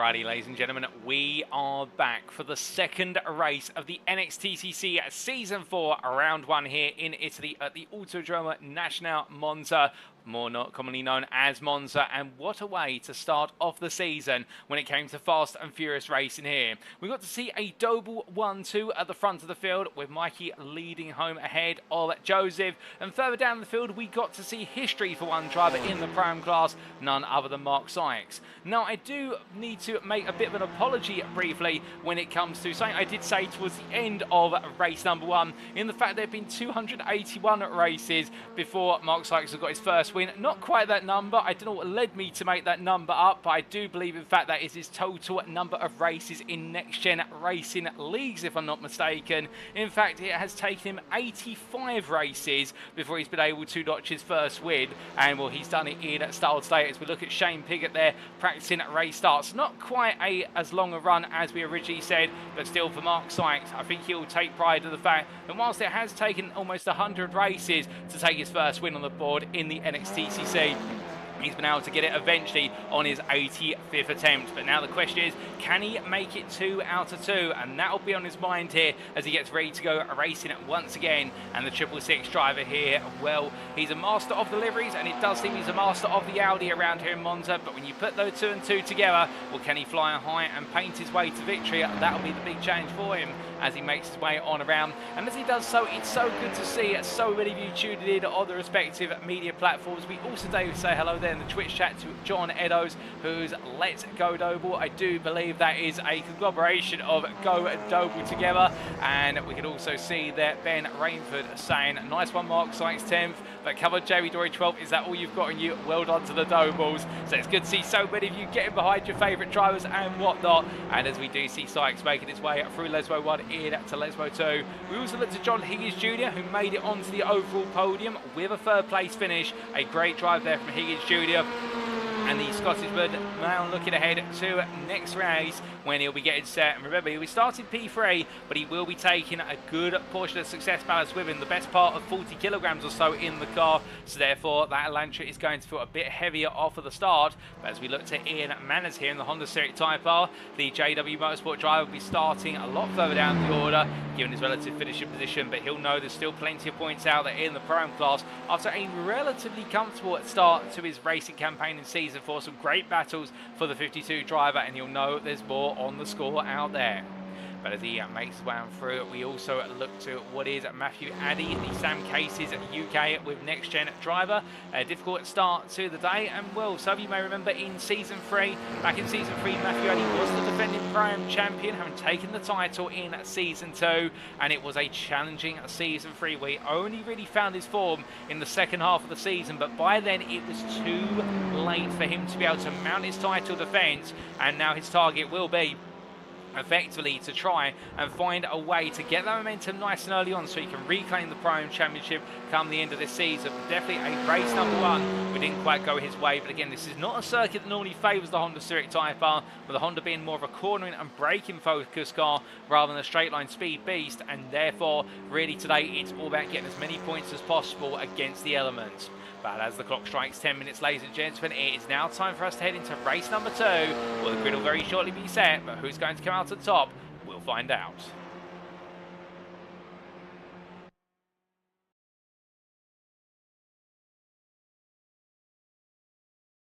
So as our drivers make their way onto the grid for race number 2, here's how they line up. It is Mikey Doble who lines up on pole for Doble Sim Racing, joined by teammate and brother Joseph Doble. Behind them, it's John Higgins Jr. and Josh Millington, the 2 Sim Racing Collective drivers, before it's Gavin Carter and Kieran Sharp on row number 3, breaking the symmetry. We then have Bobby Thompson and Andrew Pike on row number 4, with Dan Holland and your Prime pole sitter Mark Sykes on row number 5, and it'll be Lee Horn with Jamie Doria on row number 6. On row 7, we'll have the pairing of Isaac Doble and Michael Lees, followed up by Luke Jones and Russell Fowler, with Alex Meredith and Alan McCain on row number 9, and the top 20 being completed on row 20 by row 10, I should say, by Shane Piggott and James Affleck. On row number 11, it is going to be the pairing of Ian Maz and Paul Scott, with Belen Ultria and Chris Rance on row number 12. And on row 13, it'll be Lucas Colt and Ian Wild, with Reese Watt and Matthew Addy on row number 14, and then Adam Delman and Daniel Fritz on row 15. And on row at number 16, it'll be Jonathan Collins and then Bernardo Colbe, but the race is ready to go, ladies and gentlemen. We'll have to stop going through the grid there. It's 1 red light, 2 red lights, 3 red lights, 4 red lights, 5 red lights.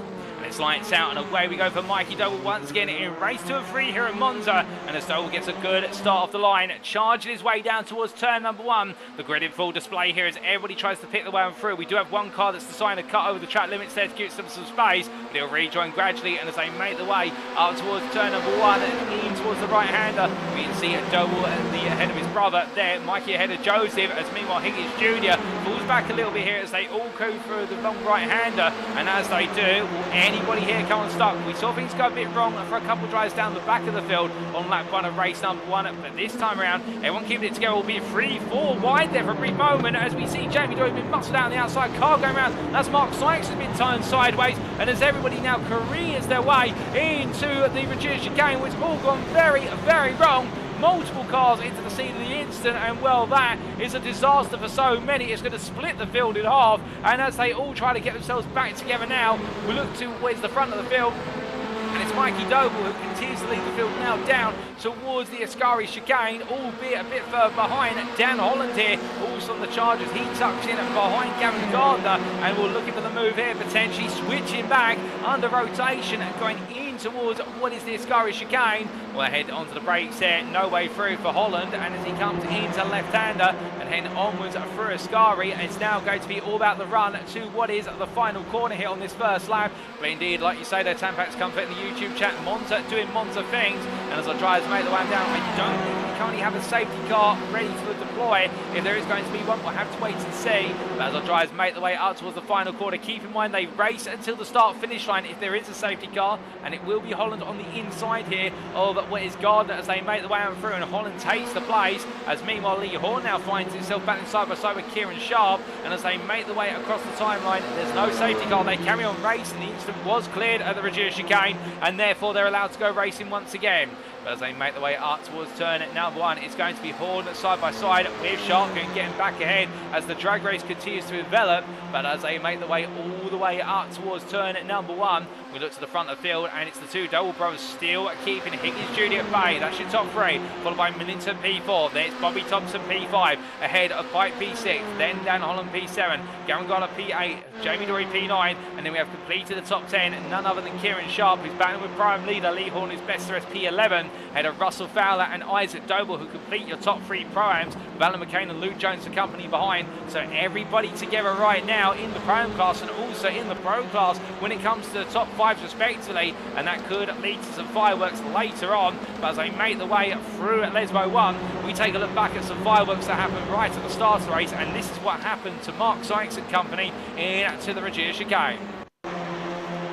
Look to, well, not the blimp camera there, it's the blimp camera giving us a very bad view, but as everybody made the way under, breaking into the corner. Sykes on the outside, gets elbowed out there with Lee Horn, and Sykes, a passenger in his own car, holds the brakes, but everyone starts to come into the incident, and we can see the number 7 car of Affleck careening in there, and Addy, and well, it went very wrong for so many drivers. Also a couple of cars around there. I think Ian Wilde getting caught up in the incident. In fact, we take another look back from the perspective of Ian Wilde riding on board here with one of the drivers who was towards the very back of the field, Ben Altria, Adam Delman and Jonathan Collins all involved in this as well. And you'll see Wild here starts to see something's gone wrong. As you can see, I believe that's why the Sim Racing collected cars towards the back, getting it very snaky under braking. And there, Wild just having to wait and really let the field clear. Clearing's also coming into the scene, and well, it was a difficult one there for multiple drivers. We take a look back at what happened to Stephen Daly in amongst that incident. He, looking from his onboard perspective, we can see why the iRacing esports car, they're getting very side by side, and in fact they made the way in. There was contact on the side of Daly's car, further contact. Ben Altria had already gone round,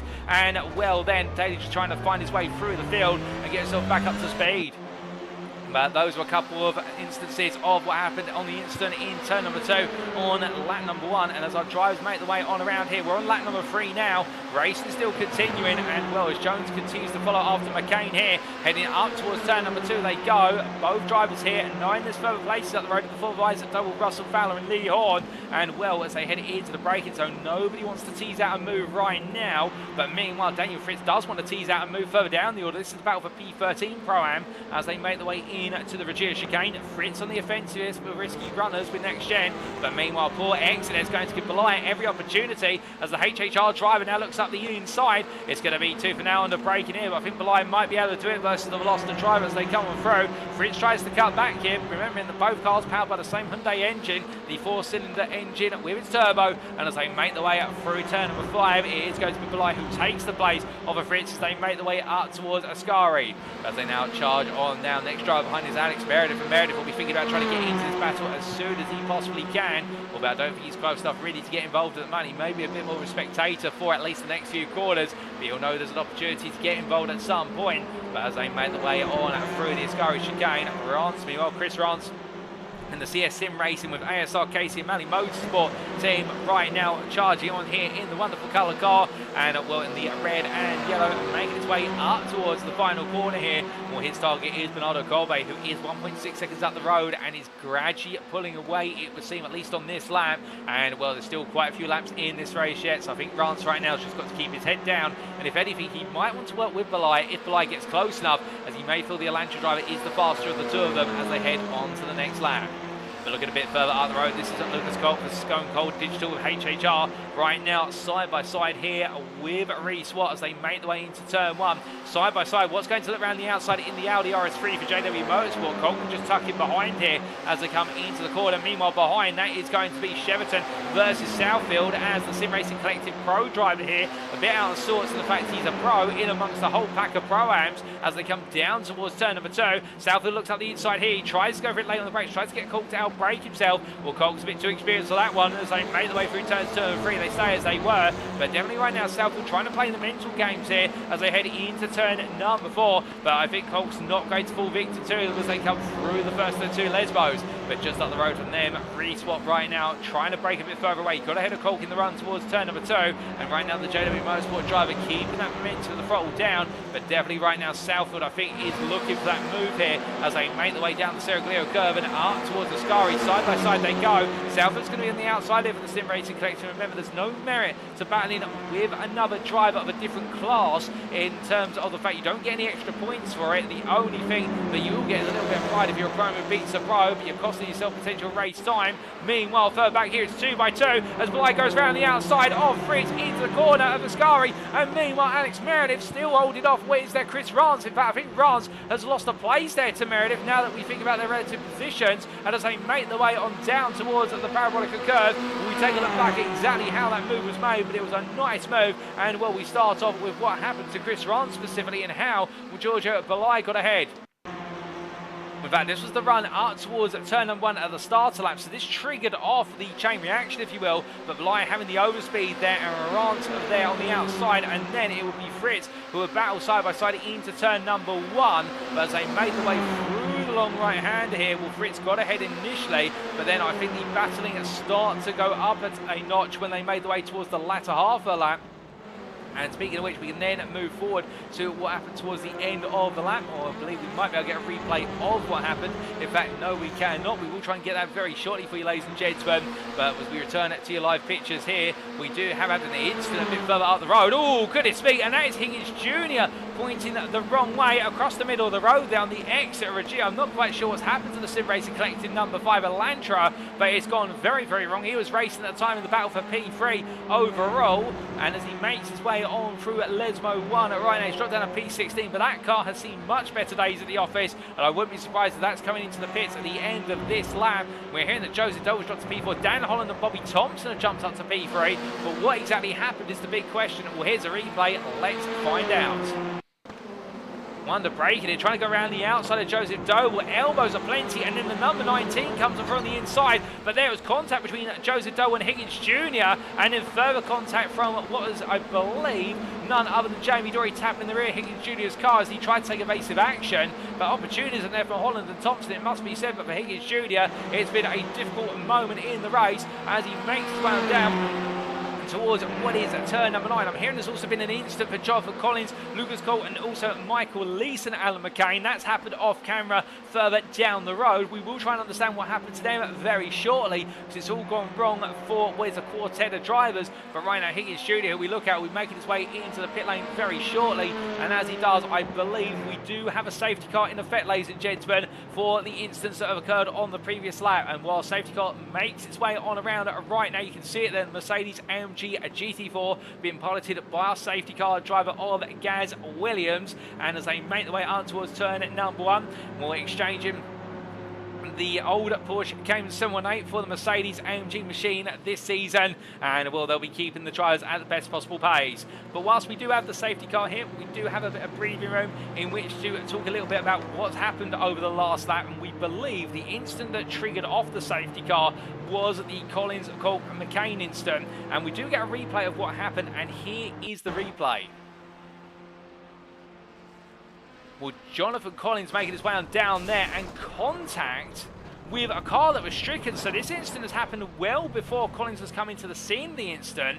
Well, we will take a look at what happened to Lucas Kolk in the replay. In fact, he was just parked up there. So we're seeing what is the aftermath as the Stone Cold Digital HHR car is just sat there. And in fact, we do have now the full replay coming up. And here it is, 3 wide down the start finish straight. And there, Michael Lees in contact. My goodness. And that's one of the iRacing Esports cars. And then as the car's gone into its roof, Reese wanted to take a race of action, but he has been able to avoid the iRacing Esports car going very wrong. We have the obscure of the billboard there and multiple cars into the scene of the incident. And, well, that has been an absolute disaster. We may be able to get a further replay. That's Alan McCain who got caught up in all of that. In fact, as we take a look back, that was McCain on his roof for a brief moment. And you can see everybody trying to make their way on around the incident at full speed. And Lucas Cole getting caught up. And, well, a disaster there. And that is what has triggered the safety cars. You can see everybody trying to make their way on through. But the car's almost creating an effective slalom as Chris Rance there had to take a bit of rallycross to avoid an incident. And McCain trying to steer clear. And in the end, that was what exactly happened.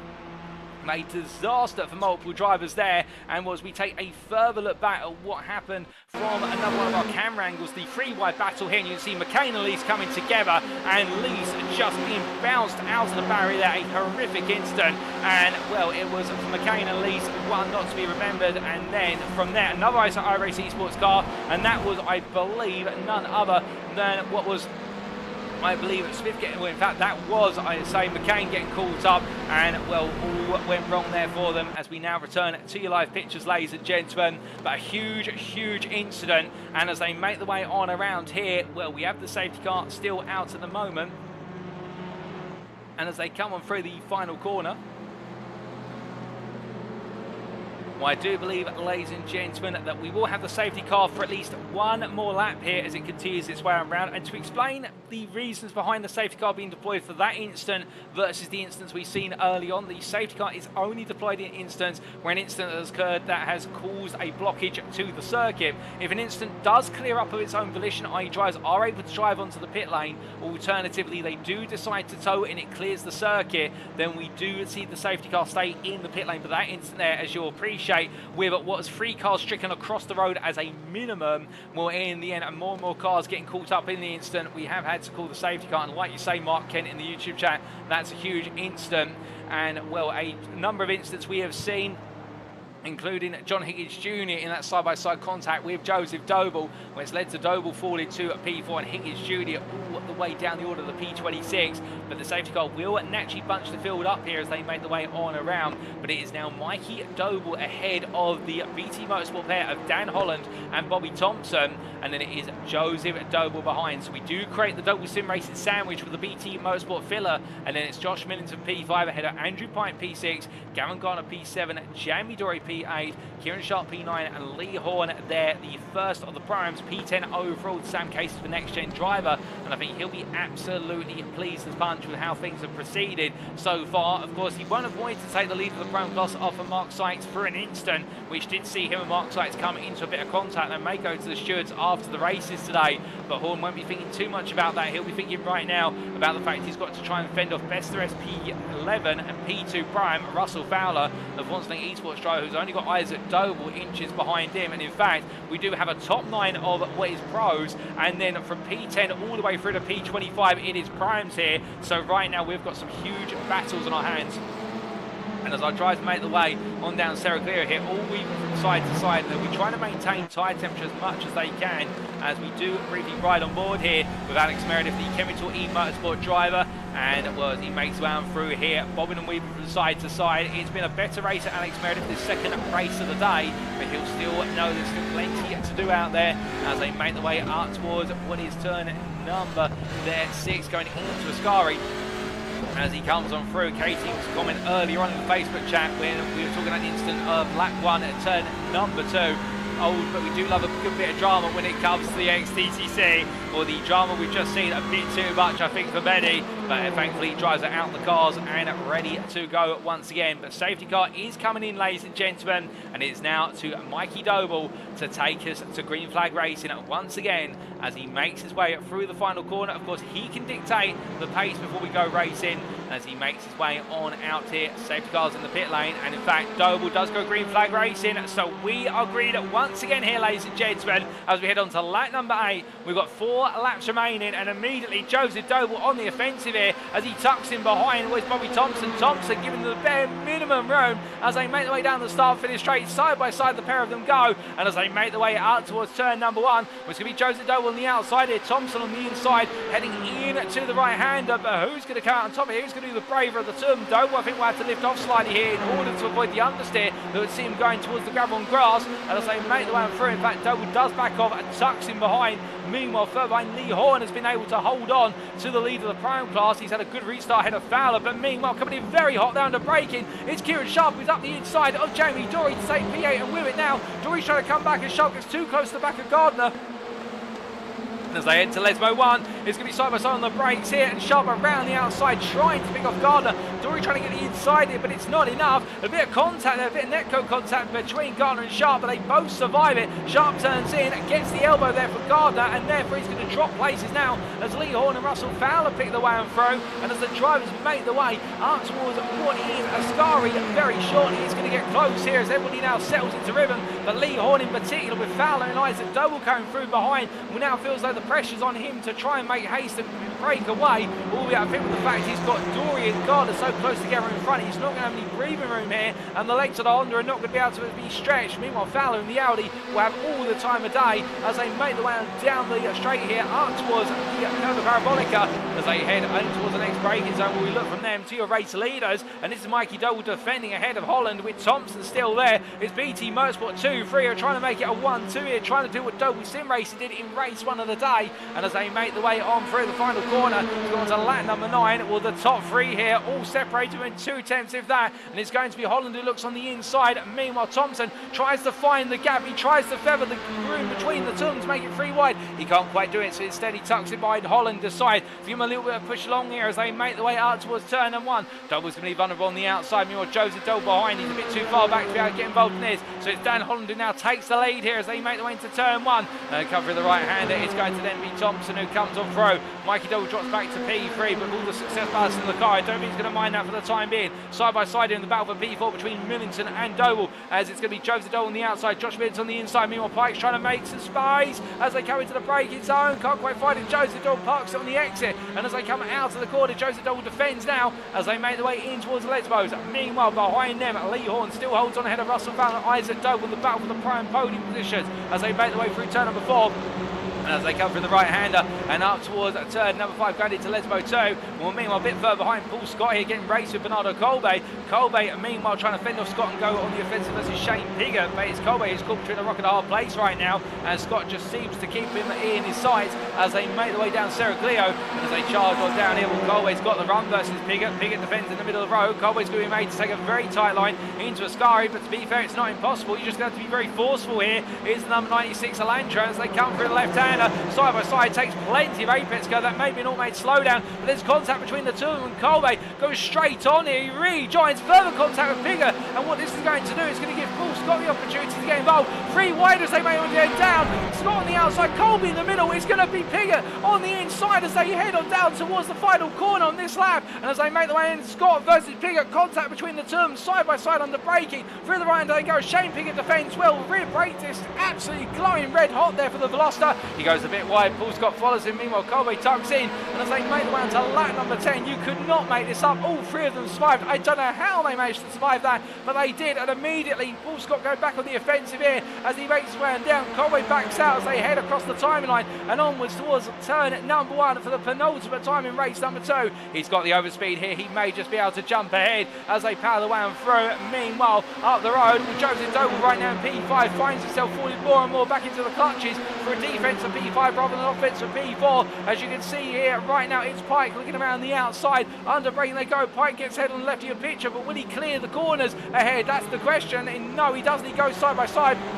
As they make the way out, Joseph Doble goes a bit wide. 2 does not go to 1 there. Jamie Dory and Gavin Gardner try and follow through. There's an instant further back. I think that's being resolved gradually. That may be between what is Alex Meredith, Bernardo Colby, and also Shane Peter getting caught up in that one. We will try and take a look back at that very shortly. But here it's all unfolding in front of eyes as Dory holds off Joseph Doble. Gavin Gardner gets a bit too close for comfort. He tries to get out the toe, but he taps through Joseph Doble's car. And as they make the way down the back straight here up Cerro Clio, charging as they might right now, Gavin Gardner in the toe of Dory. As they head in towards Ascari, well, meanwhile, Andrew Pike is just going to naturally break away from this. He'll feel safe for the time being. Onto the brakes they go, and well, Lee Horn now trying to get involved here. Joseph Doble tucks in P8, Lee Horn at P9 now, ahead of Russell Fowler, but Kieran Sharp getting himself in amongst where's Isaac Doble and Fowler. He's between the two of them, so therefore we do have a split in the top 3 of the prime class with 1 pro between them, and as they make the way down towards what is turn number 9 for the penultimate time, and very shortly it will be going on to the final lap. Now it's going to be Joseph Doble to defend versus Lee Horn.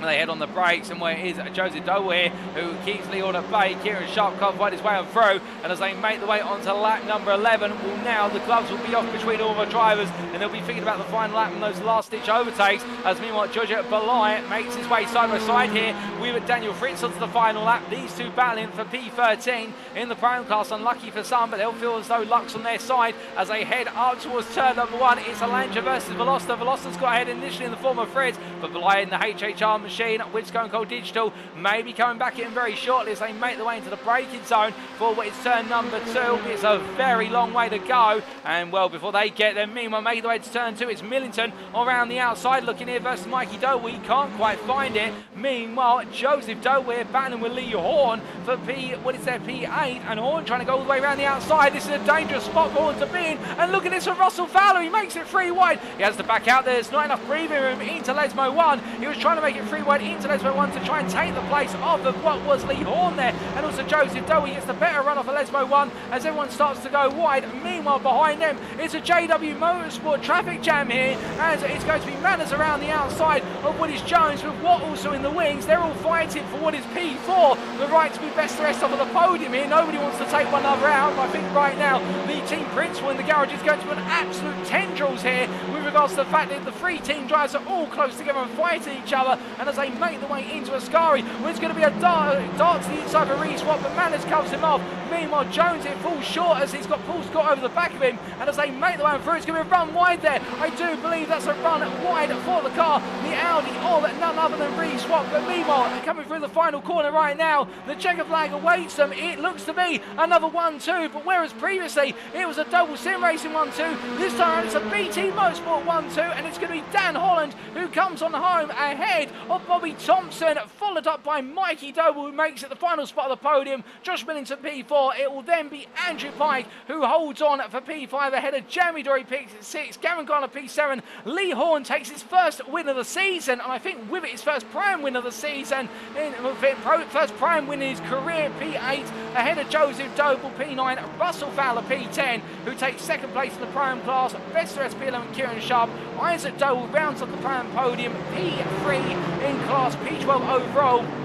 And as all our drivers cross the line, well, we have a couple more still to come through, including James Affleck as he makes his way on down towards the final corner. And well, as he does, the number 31 with the number 7 driver hitting P31 will be trying to hold off Michael Lees to the checker flag, albeit not for any points, just a little bit of pride on the line here. And well, Lees, I think, might have him on the run out the final corner. It's going to be a drag race here to the line, and James Affleck just about losing out there versus Lees as Michael Lees takes P31 at James Affleck P32. But what an end to the race, ladies and gents, where the battles are plenty everywhere. We can also tell you that Ian Manners did hold off at the front of the trio of JW Motorsports, Manners, Jones and Watt to take P4 in the prime class. P13 overall, albeit it was very nip and tuck between the three drivers there. It could have gone any which way between them, with Jonathan Cook in the wings. As we see the Performance Link Esports driver making his way up towards Ascari, and now on the cool-down lap, he held off Matthew Sheraton in the end, and it was Bernardo Cobb and Alex Meredith, the Chemi 20 Motorsport drivers, who completed your overall top 20, where Meredith just missing out on the Pro-Am top 10, being P11 in class, behind teammate Colby, who took the final Pro-Am top 10 position. But as everyone makes their way into the pit lane, well, I think BT Motorsport right now, and Dan Holland in particular, he'll be ecstatic on his debut this season in the NXTCC, well, taking his first win of the season, only 2 races in, and he'll be happy with that one, and the fact that he led home the 1-2 ahead of Bobby Thompson, they'll be absolutely pleased down in the garage, there's no question about it. And as they come in to the pit lane, Lee Horn as well, a key win for the Sam Case, the next-gen driver in the 36 Honda Civic Type R. I don't think he's going to quite believe it's come this early on the season to take his first win in his prime career in the XTCC, but still a drive to be remembered, with Russell Fowler just behind him and falling slightly short, and Isaac Doble as well, a return to the podium early on for the youngest member of the Doble family, and a great drive from him to go with it. But as all drivers head into the pit lane, let's take a look at those race results subject to any stewards' inquiries, and here they are. So after another 11 laps of fast and frantic action here at the Monza circuit in Italy, albeit this time seeing the deployment of a safety car for a 2-lap period, Dan Holland makes it a win for BT Motorsport at the top of the standings, ahead of teammate Bobby Thompson for a BT Motorsport 1-2. Behind him by a further 4 attempts was Mikey Doble for Doble Sim Racing, who follows up the win in the first race of the day with a podium in the second. Josh Millington, P4 there for the Sim Racing Collective, ahead of teammate Andrew Pike, who did well to hold off the charge of Jamie Dory for Next Gen Racing Pink, ahead of teammate Gavin Garner, who was P7. And then Joseph Doble rounded off the top 8, all pros there for Doble Sim Racing. Just behind him by 2 attempts, your prime winner, Lee Horn for Sam Case of Next Gen, who will be taking some success ballast into the final race today, as will Russell Fowler, the runner-up in the prime class of Performance Link Esports, who finished a further 8 attempts behind.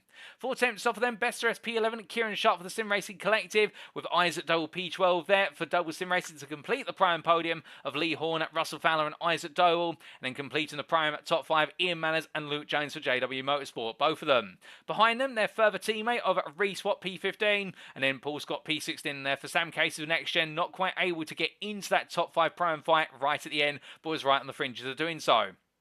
He managed to hold off Jonathan Cook, Matthew Sheraton and Bernardo Cobb and Alex Meredith in the chase for place in P16, but that rounds off your top 20, with Alex Meredith being your 20th place finisher there for Chemical E Motorsport behind his teammate Ogolbe, and then P21 Shane Piggott for CS Sim Racing, and I think he'll be feeling as though the car was bruised, it was battered, it was knocked about everywhere, and he's done well to finish inside the top 23 and making himself potentially eligible for the reverse grid pole. Then Daniel Fritz P22 for Whiskey Runners with Next Gen, having a great fight towards the end with Giorgio Belai, albeit finishing ahead of Bly by 2 places, with John Higgins Jr. recovering a P23. The Sim Racing Collective driver right now will be hoping the number 23 is drawn from the bowl, and then Matthew Addy just missing out on being in the potential reverse grid spots for Sam Case of Next Gen P24. Giorgio Bly P25 for Stone Cold Digital HHR, with Ben Altria P26 for Full Tilt V Motorsport, and Jack Southfield, Chris Rance, and then Nick Clibbins and Alan McCain completing the top 30. An unfortunate end to the race for Alan McCain with that major incident, and Nick Clibbins not having too much luck either, as they all look to now lick their wounds and move on to race number 3.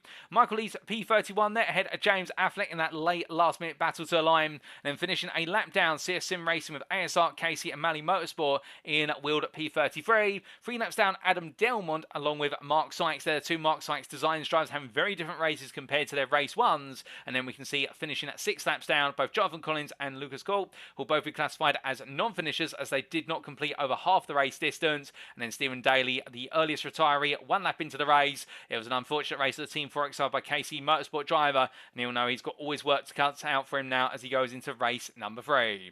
But that's how they all stood after the second race of the day, ladies and gentlemen, and we've got one more race to come. It'll be sprint race number 3, another 11 laps, albeit with the important reverse grid draw. Speaking of which, it's only appropriate we now make our way over to the the commentary booth for the reverse grid draw, and as we do very shortly bring things up on screen for you, and in fact we do say hello as of now, and hopefully this is all coming through. Good evening to you all, ladies and gentlemen, and well, in the commentary booth you can see here we do have our lottery bowl, which does consist of the numbers 6 through to 12. What we're doing very shortly is closing my eyes and drawing two balls out of the bowl. We'll add the numbers together, and that will give us our reverse grid place from between P13 and P23. So let's get to it. So we start off with the shuffle, and now we do our first draw. And our first number for today, well, it's going to be a midfield number. It's going to be number 8. So we've got a relatively moderate number thus far. And as we do another shuffle and draw for our second number of the day, it is going to be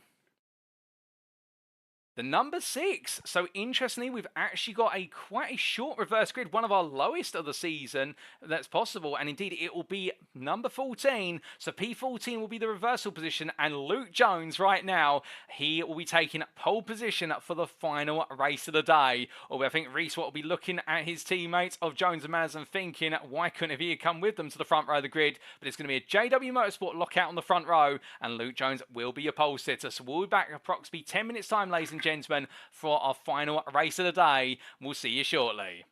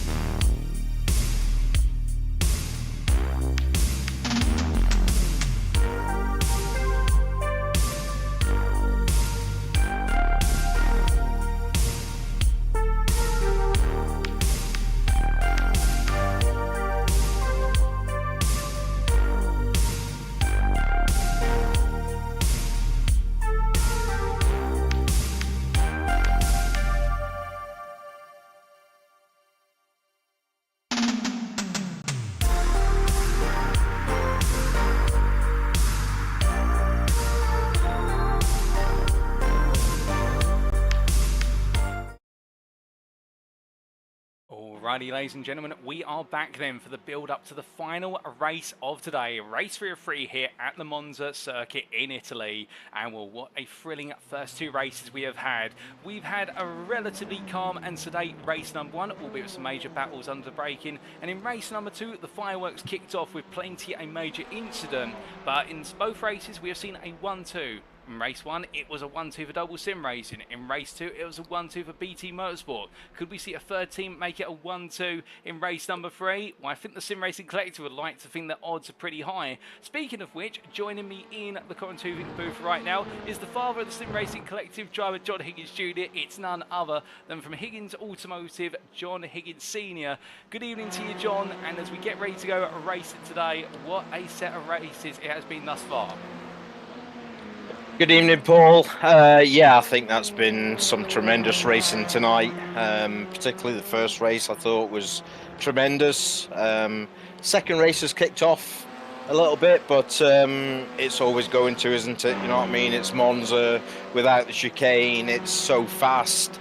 Yeah, it's full on, and I think it's great viewing. You know, I'm obviously sat here watching this and you know, cheering my boy on and the rest of the TSRC guys, and yeah, I think it's been quality racing. I think it will be all year this year when you look at the quality of field that we have.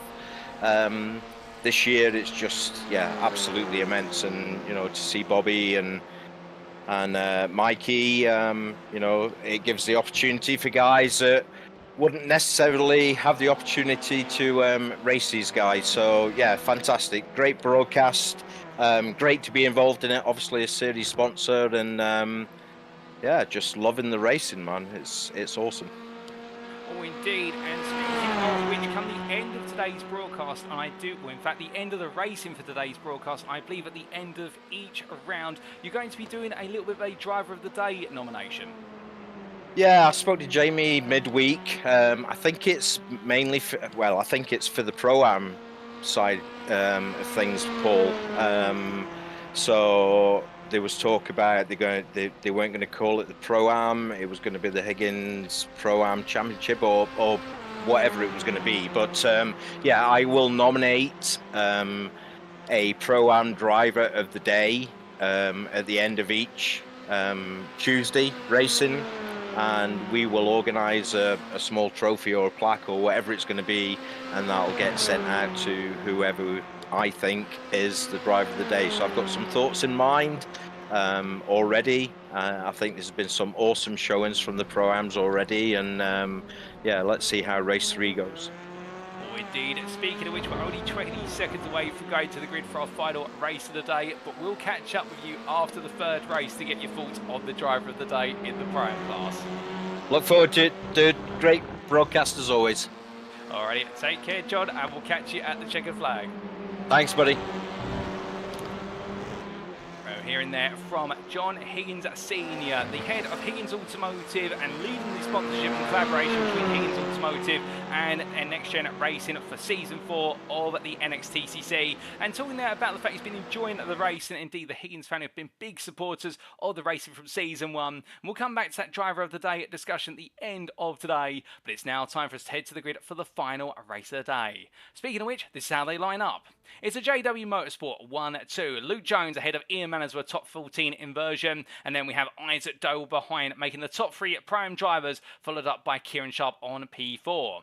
We then have Russell Fowler and Lee Horn on the third row of the grid. The 2 Pro-Ams there, followed up by the 2 pros of Joseph Doble and Gavin Gardner. Then completing the top 10 on row number 5, it's Jamie Dory and Andrew Pike, followed up by the driver pairing of Josh Millington and Mikey Doble on row number 6. We then have behind them on row at number 7 the BT Motorsport pair of Bobby Thompson and Dan Holland, with row at number 8 going to Reese Watt and Paul Scott. And then on row at number 9 it's going to be Jonathan Cook and Matthew Cheverton, followed up by Bernardo Colby and Alex Meredith completing the top 20. It'll then be on row at number 11 Shane Pigott and Daniel Fritz, followed up by the pairing of John Higgins Jr. and Matthew Addy on row number 12. John Higgins Jr. looking to battle his way through the field, you can count on that happening. With then on row number 13 Giorgio Balai and Ben Altria, both drivers there eager to make an impression and both very fast off the line. Jack Southfield and Chris France will line up on row at number 14 together, with Nick Clemens and Alan McCann completing your top 30, and with it, both of the iRacing Esports driver looking to make amends after what was a nightmare into race number 2. And then Michael East and James Affleck will be on row at number 16, followed by Ian Wild and Adam Dillon on row 17. It'll then be Mark Sykes and Jonathan Collins on row at number 18, followed up on the final ride by Lucas Korb, and that will be your grid for the final race of the day. We seem to have lost one of our drivers on the grid, but still we may have lost one. We've still got plenty to go, and as all our drivers get themselves set in position, we are not far away from going green flag racing. The grid is set, and in fact I think we are missing a few drivers on the grid here. I'm not sure what's happened, but we've got the lights. It's 5 red lights, and it's lights out, and away we go. Albeit we are missing half the grid, but we are racing, ladies and gentlemen, and as our drivers make their way away, it has been, I think, a little bit of a surprise in store for many, as we've got many starting from the pit lane, in fact, and as they charge their way down towards turn number 1,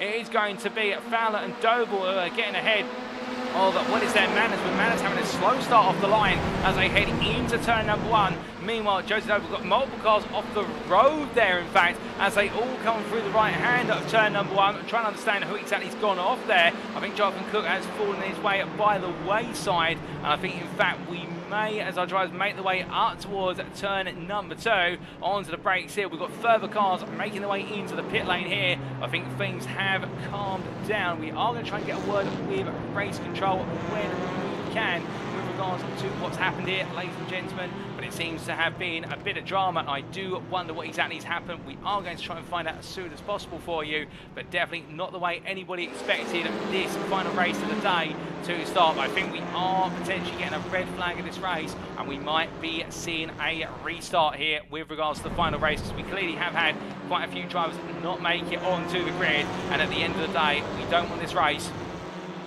to start with a minimal number of drivers on the grid. So therefore, I think we are getting a red flag.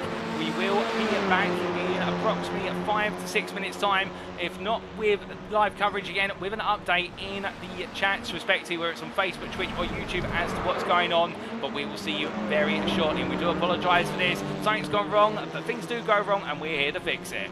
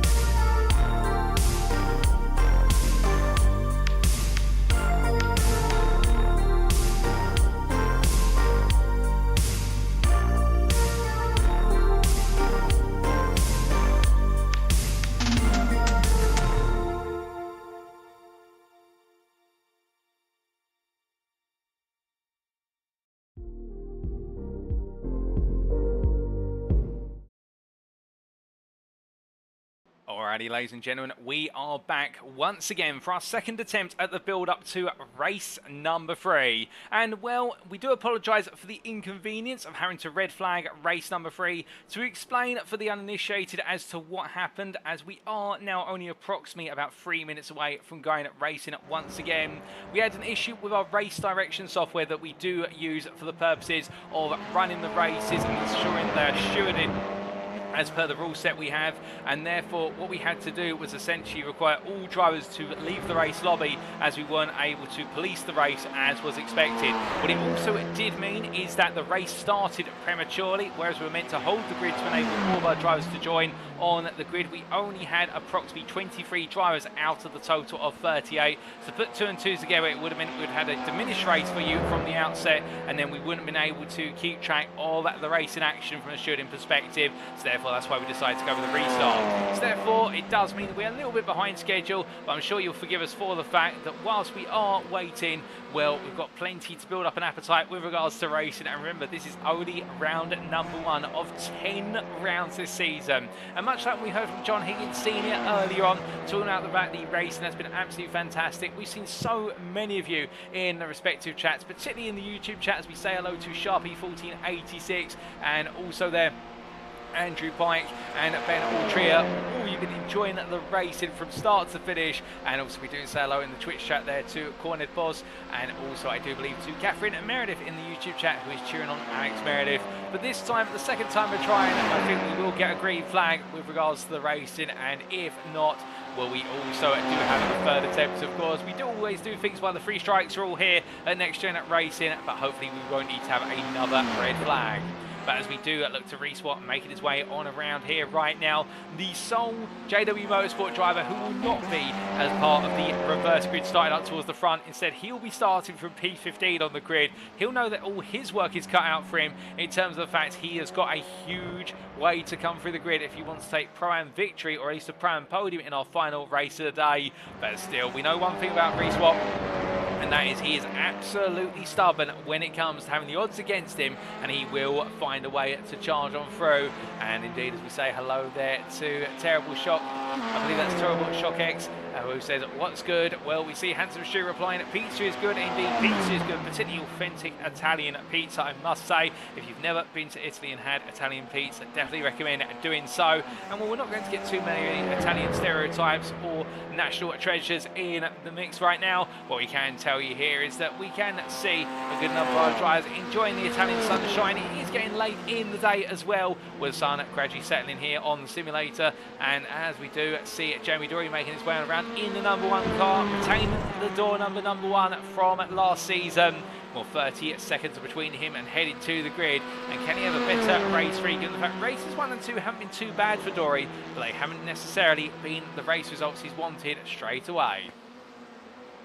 As he heads in towards the final corner here, we also look to Mikey Doble, one of the drivers who did miss out on the grid in our first attempt at race number 3. And with a win in race 1, a 3rd place in race number 2, it's definitely a start to the season, which he can't complain about. In the fact, huge points on the board so far, and the checker flag comes out for this final practice warm-up session. And if he can make it another podium here in our final race of the day, albeit starting from P12 on the grid, well, then he'll have a huge haul of points going into round number 2. Well, let's find out, ladies and gentlemen. It's time to head to the grid. So the drivers make their way to the grid once again. This is how they'll line up for our final race of the day. It'll be Luke Jones who starts on pole position for JW Motorsport. Joined on the front row will the Pro-Am driver be by teammate Ian Manners, and behind them will be Isaac Doble and Kieran Sharp. On row number 3, it's Russell Fowler and Lee Horn, followed up by Joseph Doble and Gavin Carter on row at number 4. And then we have on row at number 5, Jamie Dory and Andrew Pike. On row 6, it'll be Josh Millington and Mikey Doble, followed up by the BT Motorsport pair on row number 7 that completes the inverted portion of the grid of Bobby Thompson and Dan Holland. And then we have Reese Watt, who starts row at number 8, P15, joined by Paul Scott, P16. On row at number 9 is Jonathan Cook and Matthew Shepperton, followed up to complete the top 20 on row number 10 by Bernardo Colby and Alex Meredith from Kerry to E Motorsport, the pair of them. And on row at number 11 is Shane Piggott and Daniel Fritz, with John Higgins Jr. and Matthew Addy behind. He'll then be on row number 13, Giorgio Belay and Ben Altria. And well, that's the grid set, ladies and gentlemen. Let's head to the lights, and well, here they come. It is a total of 1, 2, 3, 4, 5 red lights. And it's lights out, and away we go for the final race of the day as everyone pulls off the line here. Forward tack down towards turn number 1. Luke Jones gets a good start. Ian Manners falls back slightly here as they make the way up towards the opening corner. Isaac Doble also looking for a move here. Forced to look around the outside as they make the way into the opening right-hander. Russell Fowler and Lee Horn exchanging places as well as they make the way on through. But as they head in to the corner now, Isaac Doble gets the double toe. He gets ahead and turns on in and finds himself in the lead. Jones versus Manners here, the JW Motorsport pair, keeping it safe between each other. You don't want to take out your own teammate at the best of times, and as they make the way in towards the braking zone for Regia, it's cold brakes and plenty here as everybody comes down onto the anchors, and as they do, well, who now is going to find their way on through some more places? It's 2-3 wide all the way through the field as Cook here looks to try and make it 3 wide. Contact there as we can see Dan Holland turned around, and as he is, well, his car's having to take evasive action, but Holland's the only one in the end who's actually knocked wide, albeit I say that car of their own, and it does look as though there Alan McCain finds himself making its way on through. Will be an instant that does see Ben Altria going sideways, so there's a bit of a follow-on aftershock there. Multiple drivers involved in contact. We're not quite sure how that's kicked off,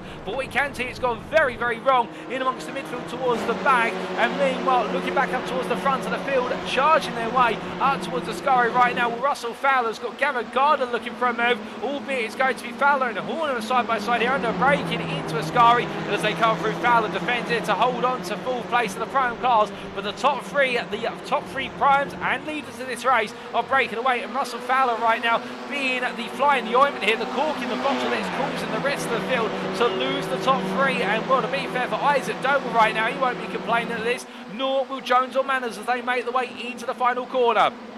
As they head onto the brakes, meanwhile Gavin Gardner, pro leader right now, where he's trying to make his way past the primes. He wants to try and take the overall win here today. He gets some major points on the board as they make the way out to the final corner, and as they charge their way up towards what is turn number 1. This time around, going on to lap number 2, we're still side by side here between Gardner and Doble, and well, who is going to find the advantage of the other? That's the question. Where it looks over here, Joseph Doble now inching more and more, albeit he's not in the tow versus Gardner, who's pushing Lee Horner along, so I think it's going to be even Stevens here. It's going to be close. They make the way into the right-hander, and as they do, well, it's going to be Joseph Doble who does take the lead of the pros as they make the way through. But meanwhile behind, we have a run wide there for Jamie Dory. He goes to the gravel, car steps wide, and the NXTGEN Racing pink driver rejoins his contact with Bobby Thompson, and Thompson is sent around into the side of Mikey Doble. It is drama there as Thompson comes on careening to the side of Doble into the barrier there, and Dory getting it wrong, and Mikey Doble with damage. I think now will be falling down the orders. He does rejoin there, albeit drops down to P13. But as they make their way through the right-hander of the first Lesbo here, where some fall, others will rise, and that's further drama in this race as they make the way through the second Lesbo. Bernardo Colby has gained 7 places overall. He's moved a long way up the order, as has Jonathan Cook in front of him. In fact, Jonathan Cook, one of the biggest gainers of them all, as he makes his way up towards Ascari once again. And as they make the way towards the braking zone here, we'll Cook here thinking about a move on Paul Scott, but also defending versus Colbase, and nothing in it between them at the moment as they come through left, right, left, through turns 6, 7 and 8. And as they exit the corner very shortly, will Cook right now, definitely between a rock and a hard place. He's got an Audi in front, a Lancia behind, and he's got no speed in that Honda in terms of 6th gear versus what the other cars have got around him. So as they get ready to make the way up towards Parabolica, I think Cook right now is going to have both eyes in his rear view mirror. But as they head into the brakes, meanwhile further home, we see that Reese Watts still trying to make some progress, in fact losing 4 places since the start of this race, as Lease on the outside of Dory there, and I think Jamie Dory with damage on the car, released the Buckslikes designs of Lease up towards the next lap, and in fact Dory will be into the pit lane here, and a number of you commented on the contact between drivers, and Lou saying it is prime chaos at Monza, particularly in the open lap, and then lap number 2 has followed up, no safety car with the incidents that have occurred. Racing continues here as they make the way into lap number 3, and speaking of which, we look back to the battle for P2 here between Jones and Manners, the 2 JW Motorsport drivers still working together, and I think it's Isaac Doble right now who's just trying to storm away with this as they make the way up towards Regia for what is the 3rd time of asking, but as they head in towards the braking zone. Meanwhile, Fowler and Horn You'd think these two are battling for the lead of the race, given the fact how hard they're fighting for P4, but if anything right now, they're battling for P4 and they're costing each other the opportunity to be on the podium. The top three is just creeping away with this, as meanwhile Joseph Doble on the inside of Gardner here, through Lesmo 1, 2 wide they go into the corner, they show you can exit it 2 wide as well, but Joseph Doble holds the inside line into Lesmo 2, meanwhile Josh Minnington forces his way into the mix here, as he comes on through, but it's the back of the corner exit, a small tap there with the rear quarter panel of Gardner's car, and they managed to survive that as they made their way down Sarah Cleo, and behind him is Andrew Pike. The Sim Racing Collector now P8, P9, and I think Pike here is looking for a potential opportunity to gain one on his teammate in order to lead the charge, albeit as Gardner there looks to move on Doble. There's no change this time as they make their way onto the brakes and going through a left, right, left again of Ascari. Well, right now they all settle down into a rhythm. But meanwhile, looking back into Clemens on the inside of what therefore is P19 overall, P12 in the Pro-Am class, and as they come for a left-hander, Watt sent wide. I think Watt there just carried a bit too much speed, trying to leave the door open as he does rejoin in a fashion, and as he does, Daniel Fritz now getting close. Oh my good lord, and what on earth has happened up the road? There's been a huge instance, everyone piles into the scene of the crash. Shiverton rejoins, that sends, I believe, was the Honda Civic of the P21 car of what was there. And Fritz on around, it's gone very, very wrong. Ben Altria involved, and I would not be surprised that does see a safety car with so many cars heavily wounded there as they all try to rejoin. Smoke everywhere coming on out of the corners. We have had a dramatic, what is lap number 4, and in fact the safety car has been called, ladies and gentlemen, albeit I believe our race leaders are still racing at the moment, and in fact we have not got a safety car out there. I can confirm that if it is going to be a safety car, it will be at the next lap, so we are still going, but the road has mostly cleared down by the final corner, but we have had a whole grand total of 6 cars into the pit lane for the Pro-Am class. It has been a disaster on lap number 3, and we've still got plenty of racing to come here, and I think in fact we are going to see a safety car. It will be at the next lap, given the leaders are already past the safety car line, and that's the way it has gone here, but the top 3 still breaking away, and as they do, well, behind them Russell Fowler in P4 still bunching the field up here. He is not letting this go, and I think with the fact he's been battling so hard with Lee Horn, he has left the rest of the field in front of him just to run away, but with it he's now holding on to a P4 position that's going to mean a lot, and he's going to earn the right to battle for that P4 all the way to the end of this race. But as they head all the way up towards what is turn number 6, well, right now it is going to be a 2.5 second gap to what is the race leaders, but we will have a safety car, ladies and gentlemen, come the next lap. We have a confirmation, and that does mean that now we will be seeing the field bunched up again, and everything that the leaders have regained has been taken away from them effectively, as meanwhile Lee Horn battling around the outside here with Fowler in to parabolic curve, and as they come on through, it is going to be a side-by-side battle to the line, albeit now Horn side-by-side with Joseph Doble, who's got his nose ahead, literally by a fraction. Well, they're going to have to stop racing once they cross the timeline, and Horn will have to relinquish the position as they all head onto the brakes, and behind the safety car they do go here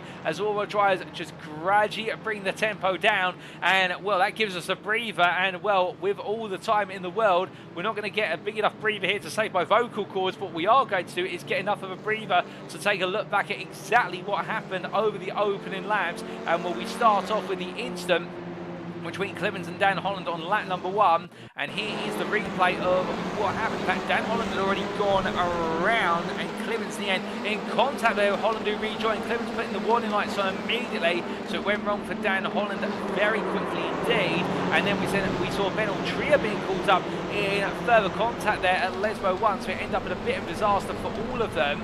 And well, as we do take a look back at that open up incident again, we do look to what happened there, and in particular to Dan Holland as he came on through. He was turned sideways by the JW Motorsport car. I believe that would have been a free swan as Holland rejoins, clips Gibbons, and then for Ben Altria, what exactly happened to him afterwards? It was contact with the inside of Alan McCain. Well, yeah, on the inside it was Alan McCain. On the outside panel of McCain's car, the full tilt V Motorsport driver being given the elbow wide. So that's what happened on lap number 1. And then a bit later on, as we went on to lap number 2, we did have a further incident between drivers. And what happened to Bobby Thompson and Jamie Dory? Well, we take a look back at that now, and this was Dory's rejoin after going off at Curva Grande, collecting was Bobby Thompson, and that collected Mikey Doble as well. But we take a look back at the full incident there, and in fact we ride on board with Jamie Dory as he went wide. You can see the car on the outside line, understeer creeps in, left-hand side tyres get pinned by the grass onto the gravel. He's got to keep the throttle on here to stop the car going to the wall, but as he rejoins, he collects Thompson with him, becomes a passenger in the car, and well, in the end, the car sliding all the way, thankfully, to the inside of the Regia chicane. But as we return to the live pictures now, ladies and gentlemen, we also, in fact, we do have the safety car coming in on this lap, so we're not going to get much time to take a look at what happened with regards to that major incident for Matthew Cheverton and company, but we will take a quick look at the incident. And with that, we now do get a quick replay of it. And this was, the incident already started. That involved, I think, the Chemi-Torti Motorsport pair of Bernardo Colben and Alex Meredith. Cheverton coming into the scene of the incident, and after that, multiple other drivers being collected. We can't tell you more than that, as we do need to return to live pictures to go green flag racing, ladies and gentlemen. But as we can see here, we still have safety car rules in effect until Isaac Dole pins the throttle out the final corner, or when he chooses to do so, he can go green flag racing. Remember, on the run all the way up to the timeline, but he goes immediately on corner exit here. We are green flag racing once again. We're on to lap number 6 of 11. It does mean we've got 6 more laps of racing to go here at Monza, and as they make the way all the way up towards turn number 1, it's Isaac Doble right now who leads, albeit we have got a battle for the very top spot of this grid that right now is 3 primes fighting for an overall win. And well, you'd have to go all the way back to Motorsport Arena Oschersleben for the first instance of that happening. We did see it as well towards the end of the season in season 3 at last time out of the circuit of the Americas, and we're seeing it for the third time in the NXTCC's history, where a prime trio are battling for the overall win. But meanwhile, Joseph Doble immediately on the offensive here, picking off Lee Horn into Regia, and as he makes his way past 1 and up towards now number 2, his next target will be Russell Fowler as he heads into turn number 4, and Gavin Garner here also looking up the inside of Lee Horn, and Horn's able to get his senses back together after the move being made, and as they come all the way through the right hander of what is their turn number 5, where it does look as though Gavin Garner right now gaining the place as they head all the way through it and onwards towards Ascari. But charging on down here, and meanwhile Andrew Pike pushing along Josh Millington here, trying to give his teammate a little bit more momentum and motivation as they head up towards the chicane, and we're eager to get into the fight here, given the fact there's still plenty of points to be coveted, and indeed with the laps remaining, you would imagine there's an opportunity here for these guys to get onto the overall podium and potentially win this race if things play out. But it all comes down to whether the drivers in front of them battle, alternatively whether they decide to just simply run in a line and focus on racing to the last lap, and that's where all the battling occurs. Well, they're the ones who can be the judge of it. We can't. They're the ones who have to make the call, and as they come on down, we've got further battling down the field. That's Chris Rars looking for a move here on what is Ben Altria. In fact, Altria getting ahead of what is there Jack Southfield with a crooked suspension, it looks like, on the Sim Racing Collective Honda. That's definitely got a crumpled left-hand side of the car from the driver's perspective, as Rance will take the place there for P19. And Southfield going down the start for this straight here in a car that's definitely seen better days. You can see that front bumper hanging on the front, and as they make the way down, Kieran Sharp trying to give his teammate a little bit of push along. But I think they're letting Sharp go, knowing the fact that he's going to only hold him up on the run down towards turn number 1. But as they head on down, meanwhile Ian Wild looking around the outside here of Lucas Gogg as they head in towards turn number 1, and meanwhile we can confirm that Southfield has pulled off the road and in fact has been towed to the pit lane. He cannot go on, he missed the pit entry and therefore has had to be towed as they make the way in towards turns 2 and 3, and Meredith looking around the outside with that into the inside here. He can't quite find it and having to wait his turn as Alan McCain tucked in. Meanwhile, further contact, they all concerted together. Rance went round and with it the whole field then came to a stumbling block, and well, did Rance do that with his own volition? Well, it's gone very wrong for always Nick Clemens, who's just not having any luck today, and now Bernardo Colway trying to make his way around the outside of Alan McCain, and this is battling for just being outside the top 15 of the prime class, but a nightmare moment there at the Regia chicane. And as they clear the right-hander, now McCain drops behind Colby as they make the way on down. But as they do, meanwhile, Jonathan Collins here, side by side with Jamie Dorey, goes overly deep there on the inside, trying to essentially park the car, but carried too much speed. And the Whiskey Runners racing driver now brings the car back into the circuit and loses momentum, loses P8 in the Chrome class, and Mark Sykes takes the place off him as they make the way up towards turn number 9. But as they do, now it's going to be Reece Watt looking around the outside. He gets it done before they head to the inside of the corner. And now it's a nice move there from Reece Watt, and Jonathan Collins falling further back as Matthew Sheraton also says, don't mind if I get involved. And Sheraton now takes P10 off of Collins, or does he in the prime class, as they make the way on around here, side by side of corner exit. And as they charge their way onto another lap, they keep bumping elbows and doors here. The two of them not giving each other space. I think both of them want this place just as much as the other as they head on down. And meanwhile, looking at the front of the field, we've got Luke Jones versus Isaac Doble as they head in towards turn number 1. This is the battle for the overall, and the prime lead with it. And right now, you see Isaac Doble defending that inside line as much as he can, for the simple reason he does not want to lose any momentum here. And with Joseph Doble coming up through the field, he's now into P3 as he looks around the outside of Ian Manners, but Manners is going to defend this inside to outside, drag race off the corner. You can see that Gavin Gardner also sniffing for a move here as they make the way into the right-hander and turn number 4 into Lesmo 1. And as we jump on board with Gavin Gardner here, he can't find his way on through, but what he can find is a cutback and all the momentum he needs in order to stay close into Lesmo 2. As they come through the right hand of the top 5 here, only separated by grand total 1.5 seconds from race leader down to Gardner and P5. In fact, it's 1.2 seconds down as we get an update on the timings. But as they make the way full speed up towards Ascari, will Gardner not able to find his way in. Meanwhile, Joseph Doble coming off the inside there, I think trying to get the message to Gardner, which is don't try it, it's not worth your time. And as they make the way left, right, left through Ascari, now it will be all line astern here, as meanwhile Jonathan Cook behind holds it to P6 versus Josh Millington, as Millington getting very eager to try and make a move. But as our drivers power their way onwards towards what is the final corner here towards the end of lap number 8, well, we look from above and you can see here no sign of a move echoing in at the moment, as Gardner getting closer and closer into the corner. Meanwhile here it's Millington on the inside versus what is there, Shane Piggott, as Piggott in fact trying to make a move on Millington, it should be pointed out. He's trying to go around the outside, it's Piggott, but as they make the way out the corner, Millington's going to give him a slight elbow here to say please stop, and I think it's going to be Piggott who politely says back no I won't, as Piggott here eager to try and chase down Cook for what will be P4 in the prime class as they make the way on to the next lap, and long charge down towards turn number 1 as they head towards the next corner. Meanwhile the leaders here all starting to manoeuvre about, all trying to make themselves as wide as possible for a potential overtake or defense. Isaac Noble holds on as we look back from the rear of the Noble Sim Racing leader as they head in towards turn number 2. They've lost the right now at maximum RPM as they head on to the brakes here, all coming down, Concertina effect in action as they roll left into right through the chicane and onwards towards Lesmo 1. No moves here being made by anyone so far, but everybody right now so eager to try and take the overall win here. And when you have got 3 primes in the top 3 spots right now, they're all very eager to take their first overall podiums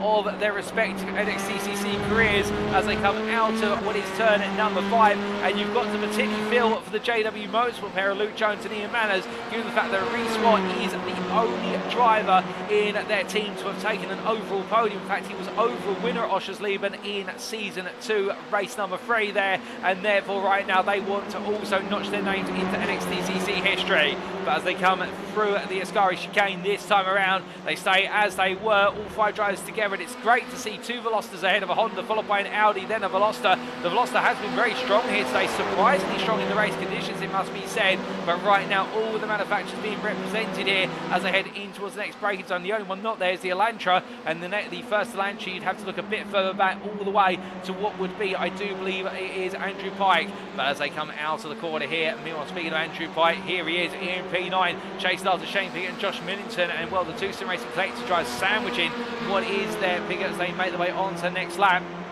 And as they do, further down the order, we do have Ben Altria, who right now is trying to make a move on Mark Sykes here for P8 in the Brown class, P14 overall, and in fact he's going to have the tow here with Sykes having a damaged front bumper, and with also the bonnet being raised, that's going to cost him a lot of speed here, despite the Audi having all the acceleration. It won't have the top end, and meanwhile behind Altria will be Kieran Sharp, who's going to follow on through, as Sharpie is his nickname, looks to also make the move on Altria here into the right hand of Curva Grande. as they make the way past our cameraman there. Well, Altria stays ahead in the 504, keeps it very nicely pinned in as they head up towards the chicane. Now onto the brakes they go. Well, I think it'll be more of a defense here from Sharp rather than an offense. Meanwhile, further back, it's Horn versus Lucas Cork as they head into the braking zone and, well, through the left-hander. And, well, Cork defending here as if it was for the win of the race. Well, to him, it'll feel as though it's going to be a win, albeit he's battling for P11 in Pro-Am, P18, and right, that's overall. And right now, Horn on the inside into Lesmo 1. Thompson's coming up through as well as Bobby Thompson tries to recover in this race. 3 wide towards Lesmo 2 they go. Very quickly, Thompson backs out there as Addy tries to look around the outside of Thompson, but Lucas Cork right now not being phased by the touring car driver behind as they make the way up towards Ascari here, nose to tail. And, well, Scott also trying to get into the mix as Matthew Addy falls behind Scott. Long train of cars here, 6 cars altogether as they head in towards the next braking zone with Colby only 1.5 seconds off. And on the brakes they go.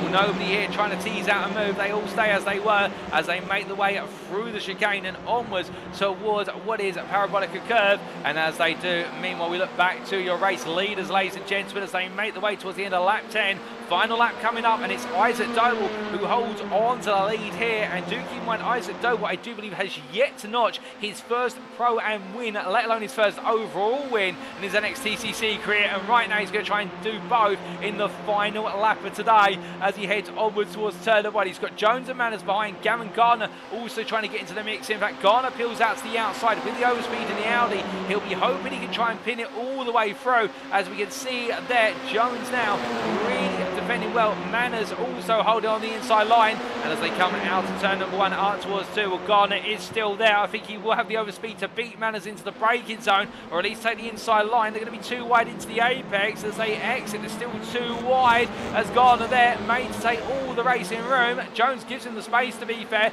Well, in fact, Manners gives him the space, to be fair. We should say respectful racing between them. This is going to cost them versus Jones, who is now 1.3 seconds clear up the road and putting pressure onto Isaac Doble. Meanwhile, Joseph Doble over the back of Gardner. Gardner on the inside into Lesmo 1. And as they come off the apex, Gardner there stalling over the curb and therefore boxing behind into Doble. As meanwhile, Cook is also in the mix here. And Jonathan Cook finds himself being now a third-party player here who's trying to get into the mix and trying to also nab wins a potential podium off of Ian Manners. And that's in the prime class, so they make the way down. Meanwhile, behind, Millington trying to make his way out the inside here, of which Shane Piggott gets the move into Ascari by looks of things. But we look from them as Gavin Gardner's got off. Oh, goodness me, it's gone wrong for Joseph Doble, who's into the wall. Car does not go back onto the circuit, so that is a late end to Joseph Doble's race. We're not quite sure what triggered that, but we've seen the aftermath. But meanwhile, we focus to the front of the field, ladies and gentlemen, as this is Isaac Doble holding off Luke Jones. The white flag is out, and as they make the way towards the final corner, where it's going to be Doble who leads, it's 2 tenths, and there's only meters to go. But I think Isaac Doble's going to do it. He's going to add his name to the history books by taking the prime win,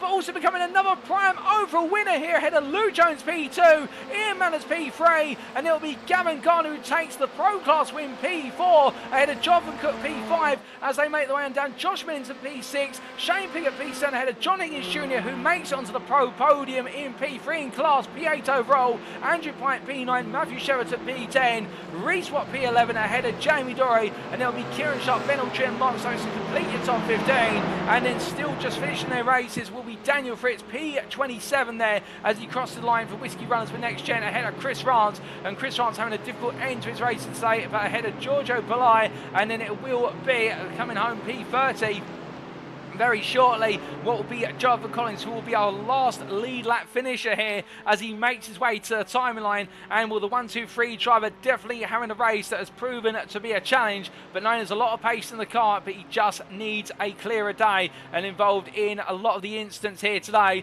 And Jonathan Collins just not having a great day at Monza, but still 9 rounds, 27 races to go. But from one driver who's had a difficult day in the prime class, for this man it has been a phenomenal end today for Isaac Doble. Race number 1, he made his way through the field very rapidly indeed, chasing after the podium. In race number 2, he found himself on the podium, and in race number 3, he's found himself taking another podium in the Prime Class World Class win, his first in his career, and with it also a career win overall, his first, as he makes his way now gradually home. And well, he'll be pleased with that one, as will Luke Jones. And well, as he heads in towards what is Ascari right now, he'll know he held off Ian Manners but didn't quite have enough to match what previously Reece White, his teammate, has been able to do to take the overall win. And then, well, we can see Gavin Gardner there, pro winner, albeit the pro win will be a small accolade. But remember, it's the pro drivers who get points overall. They do not get points for class finishing positions in the overall championship. There's only the overall drivers championship and also the pro and John Higgins Championship, or the Higgins Automotive Championship as it's more formally known. And as he makes his way down towards what is turn number 10 there, he'll feel as though it was a missed opportunity today for Gavin Gardner to try and make it a overall podium in the final race of the day. But still, where he's been able to rise, he'll take the points in his back pocket. And the same for Josh Millington and John Higgins Jr., who, keep in mind, he had to come all the way through from what was P23 on the grid to finish P8 overall in the end. And I think the Sim Racing Collective driver will be pleased with that one as everyone makes the way into the pit lane.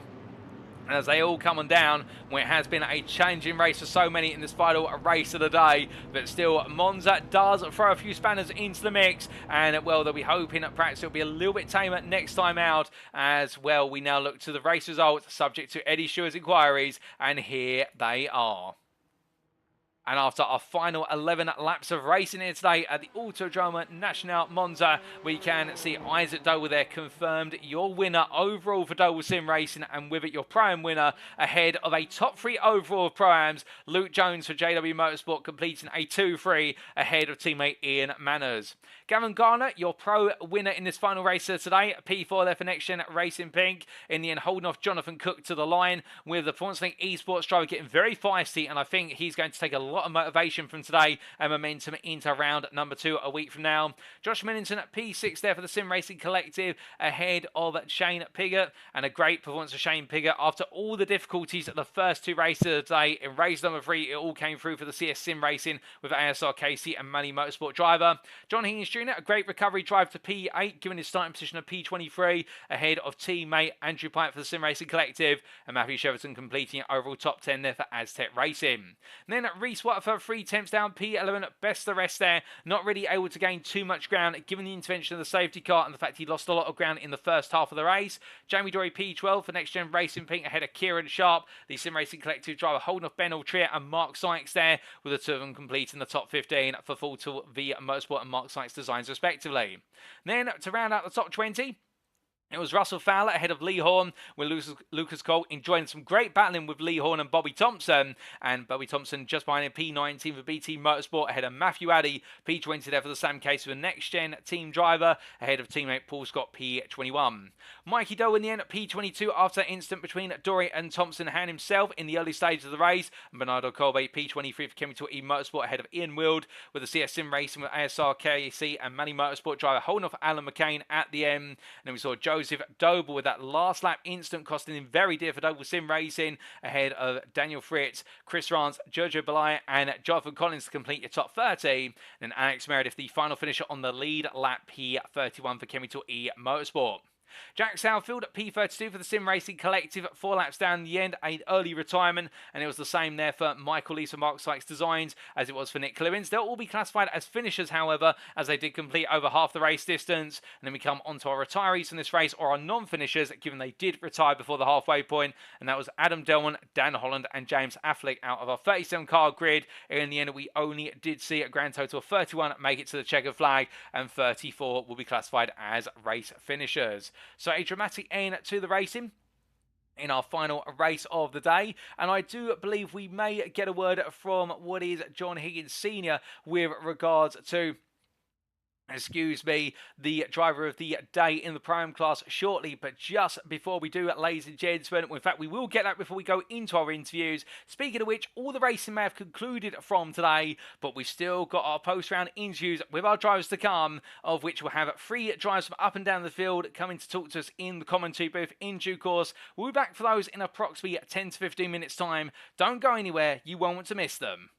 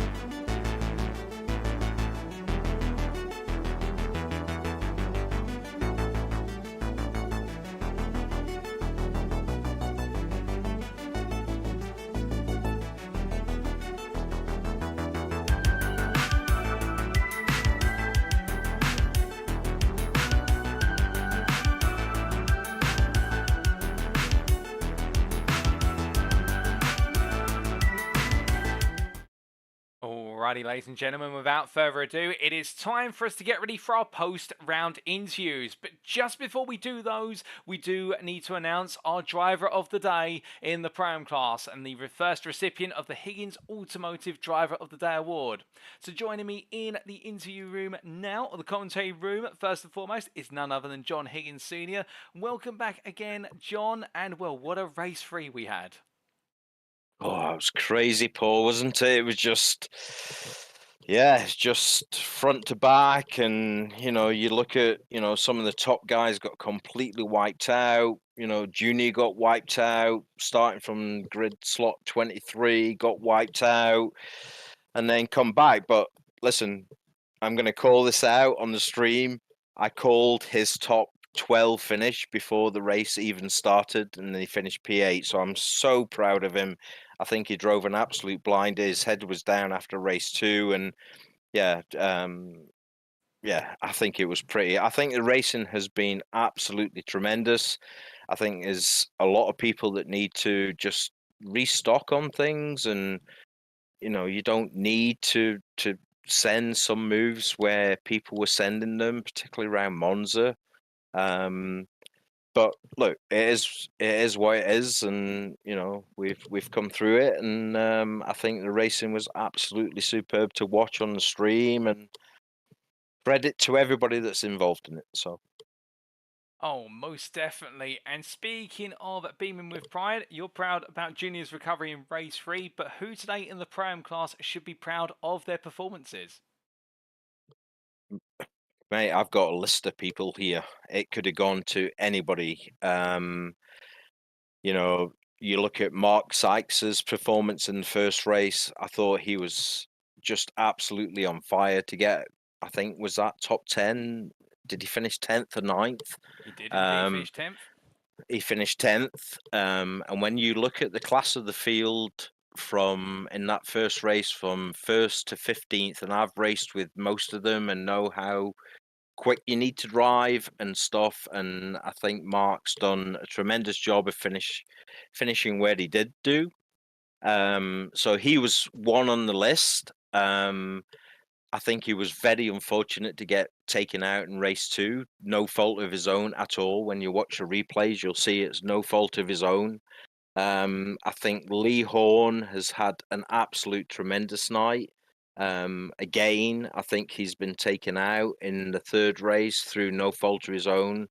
But my Higgins Automotive Driver of the Day has to be Isaac Newton. I was laughing my head off watching the last 3 or 4 laps of that race 3, where he had, what was that, 4, 5, 6, 7 cars behind him, and he's defended it. He's a 13, 14-year-old kid, and if you've ever met Isaac in person, he's such a humble person, as you would expect from the Doble family anyway. They all are, and I'm pretty close with them. I used to race legend cars, and his dad raced pickups on the same thing, and so I've known the Doble family for a very long time, and they're such a humble family. So yeah, it gives me great pleasure to give Isaac the Higgins Automotive Driver of the Day. Well done, kiddo. Superb to hold that off for the last 3 or 4 laps. Immense. Well done. Well, indeed, congratulations to Isaac Doble for receiving that award, and very shortly he is going to join me in the interview room. We'll get to hear his thoughts directly on receiving the award and the racing. But just before we do let you go, John, any last words thinking ahead of round number 2 in a week's time? No, just looking forward to it. It's great to be involved. I was obviously involved heavily from the driving side of things in season 1 and 2, and circumstances have changed. And my boy now lives with me, and we sold his sim gear, and he's got mine, and it gives me great pleasure to watch him. Yeah, I prefer we were doing it in real life, but we're 2 years on and he still hasn't got his ARDS license yet. But at some point we hope to do this in real life. So yeah, it's just great to be involved. It's great to watch it. It's great to yeah, just get involved, and cheer people on that you've known and raced against, and you know, race 3 was an absolute classic. Some of the top boys got absolutely wiped out, and it's completely shaken things up. And I'm really looking forward to. I think we're at Snetterton next round. Hopefully we get a better, longer chat so I can explain what Higgins Automotive's all about and stuff. We've not had chance tonight, and I know that was in the plan to talk about that. But listen, that's for next week. So yeah, well done to everybody. I think there's a few people need to take stock of some of the stuff that went on tonight, but I think overall, fantastic night. So great broadcast as always, and congratulations to everybody in Next Gen for putting this all together. Oh, indeed, 100% agree with you, John, and we'll find out more about Higgins Automotive on next week's broadcast.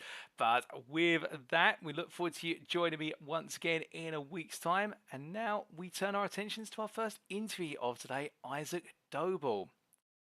So as Isaac gets ready to join me, and we just let him know about the fact he has received the Driver of the Day award, I think he's going to join me in the interview room. And as he does so, well, he does pop in now, and we welcome Isaac. Isaac, winner of race number 3, and winner, as we've just heard from John Higgins Sr., of the Driver of the Day award by Higgins Automotive in the Pro-Am class. It doesn't get any better than this on your first round of Season 4 of the NXTCC, surely? No, it doesn't really. I'm really quite over the moon with that result in race 3. I just tried to get my head down, but they weren't they were staying with me all the time. But I just don't know really. Just try to keep my foot in, stay there.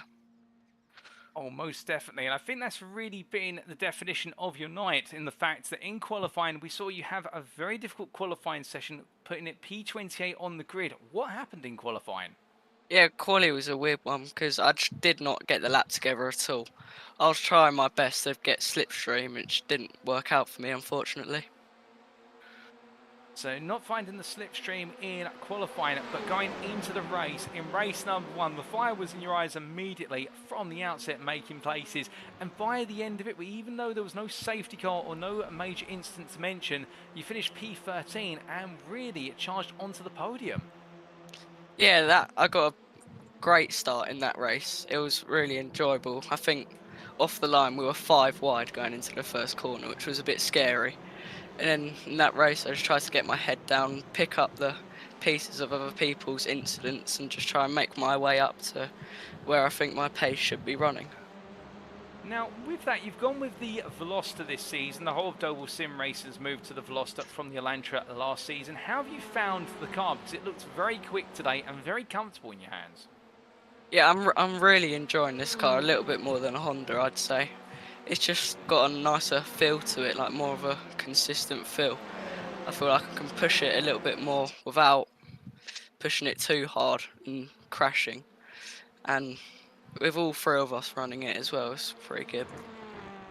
Oh, indeed, and you can draw on the experience of your brothers in terms of running the car, I'm sure, but also showing your experience behind the wheel. And as we heard from John Higgins Sr. only moments ago, despite your age, showing a very mature approach to the racing. Speaking of which, in race number 2, it was much the same, moving 1 place up the grid this time to a P12 finish, and with that, another run to a podium. Yeah, because once I got up to P13 in race 3, I wasn't really making any more progress, and I knew that was like my pace. So I just tried to stay in there, pick up the pieces from other people crashing again, and just stay in there, hoping for a good reverse grid draw, which happened in my favour. Oh, indeed. So then going into reverse grid draw, P14 was the one selected. It meant that you would be starting effectively P3 on the grid. And we saw that fantastic launch of the line, battling with the JW Motorsport pair of Luke Jones and Ian Manners into the chicane for the first lap. And after you took the lead, it looked as though you were never going to give it up.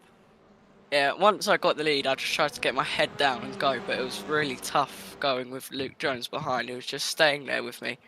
And once the safety car came out, I just took a little bit of a breather. I was quite annoyed that came out actually, because I felt I was quite confident when that happened. And then after the safety car he was right behind me for the whole time, and it was making me defend, and I was just trying to keep a cool head and not make any mistakes. Well, indeed, and we saw throughout the fact that being chased by the JW Motorsport Veloster of what was Luke Jones and the Honda Civic Type part of Ian Manners, the Honda didn't seem to pose as much of a threat as the fellow Veloster. But at the same time, with the potency of slipstream around here, were you thinking about how you might defend on the final lap, given that's where all the battling really takes place? Yeah, on the second to last lap was the lap where I really tried to push my hardest and get a nice gap, which I did a little bit. It was like 4 tenths, I think. And come the end of the straight into turn 1, he was just about not close enough to be able to pull alongside, which I think gave it to me in that race. Indeed, a very smart approach to wrap up race number 3, and you become the 3rd Prime driver in NXTCC history to take an overall win. You're in very select company. That must feel special. Yeah, it really does. It feels really good to finally get a race win, and before my brother Joseph, which is an extra bonus. Oh, indeed, you have one over Joseph now. And, well, with the points you've accrued today, you may just have one over the field going into round 2 in a week's time. We'll be heading to Snetterton, the 300 layout of the classic Norwich-based circuit in the United Kingdom. How are you feeling for it? Yeah, I'm really looking forward to Snetterton, an English track. I think I did a bit of testing around there. I've seen pretty good around there. I'm really looking forward to it, hoping to get more good results. Well, Isaac, with that, just before we do let you go, is there anybody you'd like to give a shout out or a thank you to live on the broadcast tonight? Yeah, my brother's racing with me tonight. Very enjoyable. Everyone watching, my mum, dad, my nan, and everyone else who's watching, and for you, of course, for doing a great stream, and for all the league organisers for giving us the opportunity to have a great race like we did here today. Well, Isaac, it's been an absolute pleasure to have you join me in the interview room. Congratulations once again on a phenomenal set of results to start off your season, and really showing that spirit to charge through the field and become the first Higgins Automotive driver of the day in the Prime class for this season. Long may it continue, and we look forward to seeing plenty more from you and the Doble Sim Racing team at Snetterton a week from today. Thank you. See you at Snet. So hearing there from Isaac Doble, the number 65 Prime driver today, who really has demonstrated a phenomenal amount of performance from start to finish. And as Andrew Pike says there in the YouTube chat, well done Isaac lad, quality. And I'd 100% agree with that for the simple reason, qualifying did not go well. He couldn't find the toe in order to maximise his lap. But still, did he give in? No. In the race, and this is something we saw in Season 3 of Isaac Doble, he finds a way to come through the field. He's just there, and when he's making the headway, nobody can stop him. But at the same time as well, being quite a realist when he mentioned about the fact that when he got to P13 in race number 1, that's where he felt his pace was relative to the field, and therefore in race 2 he wasn't expecting much. He was just focusing then on being within the reverse grid order for the purposes of race number 3. He guaranteed it with a P12 finish. He would have with a P13 finish, and then with a reverse grid scene, he moved up to P3. And now the launch off the line, as we see from the pictures here on your screen, then jumping ahead of the JW Motorsport pair of what was Manners and Jones. He never let go and mastered the defense all the way to the checkered flag to enter into very rare company in XTCC, being a winner overall whilst being in the Prime class.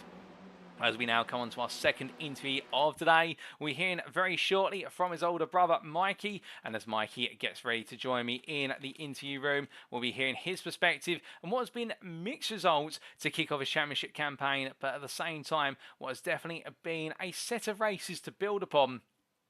And as he does get ready to join me in the interview room, in fact he does join me now, we can hear from the man directly. And as we say hello to Mikey Doble, good evening to you, Mikey. And well, it's been a challenging day today with regards to results, albeit I think races 1 and 2 and qualifying went very well. Just race 3 didn't quite match up to the rest of the day in Italy. Yeah, good evening to you. Good evening to everyone. Good to be back for a new season. I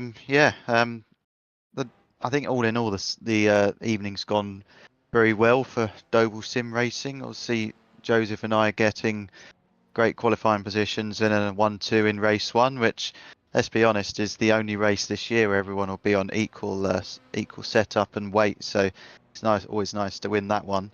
And then Isaac obviously having a great first race from a poor qualifying position, and then to finish off with another Doval win in the last race is great. But yeah, definitely mixed results throughout the night. But I think overall, in championship wise, we're still looking pretty good. Oh, indeed. And focusing a little bit on the team firstly, we heard from Isaac only moments ago talking about how he's feeling quite comfortable in the Veloster. I remember last season when yourself and the team switched to the Elantra, it was quite the learning experience, but it looks as though the switch to the Veloster for this season has been a very quick and easy one to adapt to by comparison. Yeah, it's a shame because we were going to use the Veloster last season, but then we all talked ourselves out of it and ended up in different cars. But it never quite gelled with the Elantra. It took me a good half a season to really sort of get my head around it. But yeah, this car feels amazing from the outset. It's got a really nice balance to it, and I think it's got some good punch on the straights as well, which you always need. So yeah, good to see. Obviously, us three all using the same car, so we can overlay brake biases and data and little tips here and there. So I think hopefully we will be a force to be reckoned with in the teams championship as well. Well, I definitely agree to that. And when we get the standings ahead of round number 2, I think it will be interesting to see already the battles at the top of the championship. And I think Double Sim Race to be right up there. Now, coming on to your evening in particular, qualifying P1, it looked as though it was going to be between yourself and fellow touring car driver Bobby Thompson all the way through qualifying. But you found that last couple attempts in order to cross the line ahead.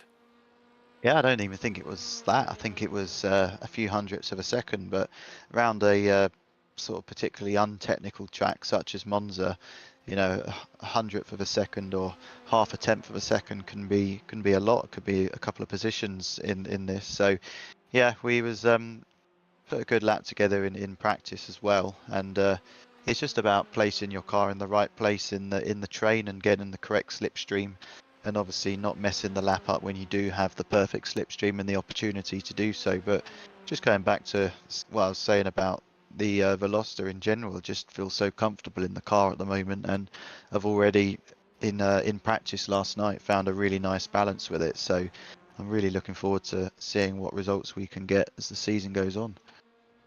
Oh, indeed. And speaking of the results, in race number 1, we saw you take the victory there, albeit with significant pressure from BT Motorsport as the race went on. But it did look as though yourself and brother Joseph went a world of your own as the race went deeper and created a double sim race in 1-2.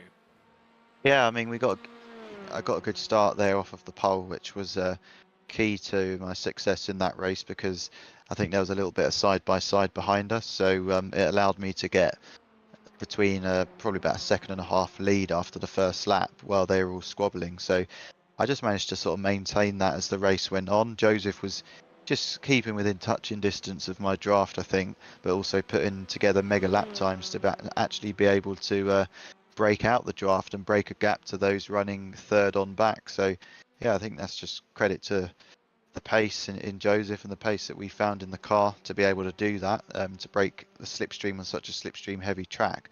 But yeah, he definitely kept me honest for the whole race. I never felt relaxed, I don't think, for the whole race. So I was watching that gap come down to as little as 1.1 seconds at one point, but I think a little mistake with 2 laps to go was a bit of a sweat off my brow for me, knowing that he wouldn't fall back to third, but knowing that I could probably cruise home from here. So yeah, hopefully he's not going to do that to me all season, but hopefully he does as well.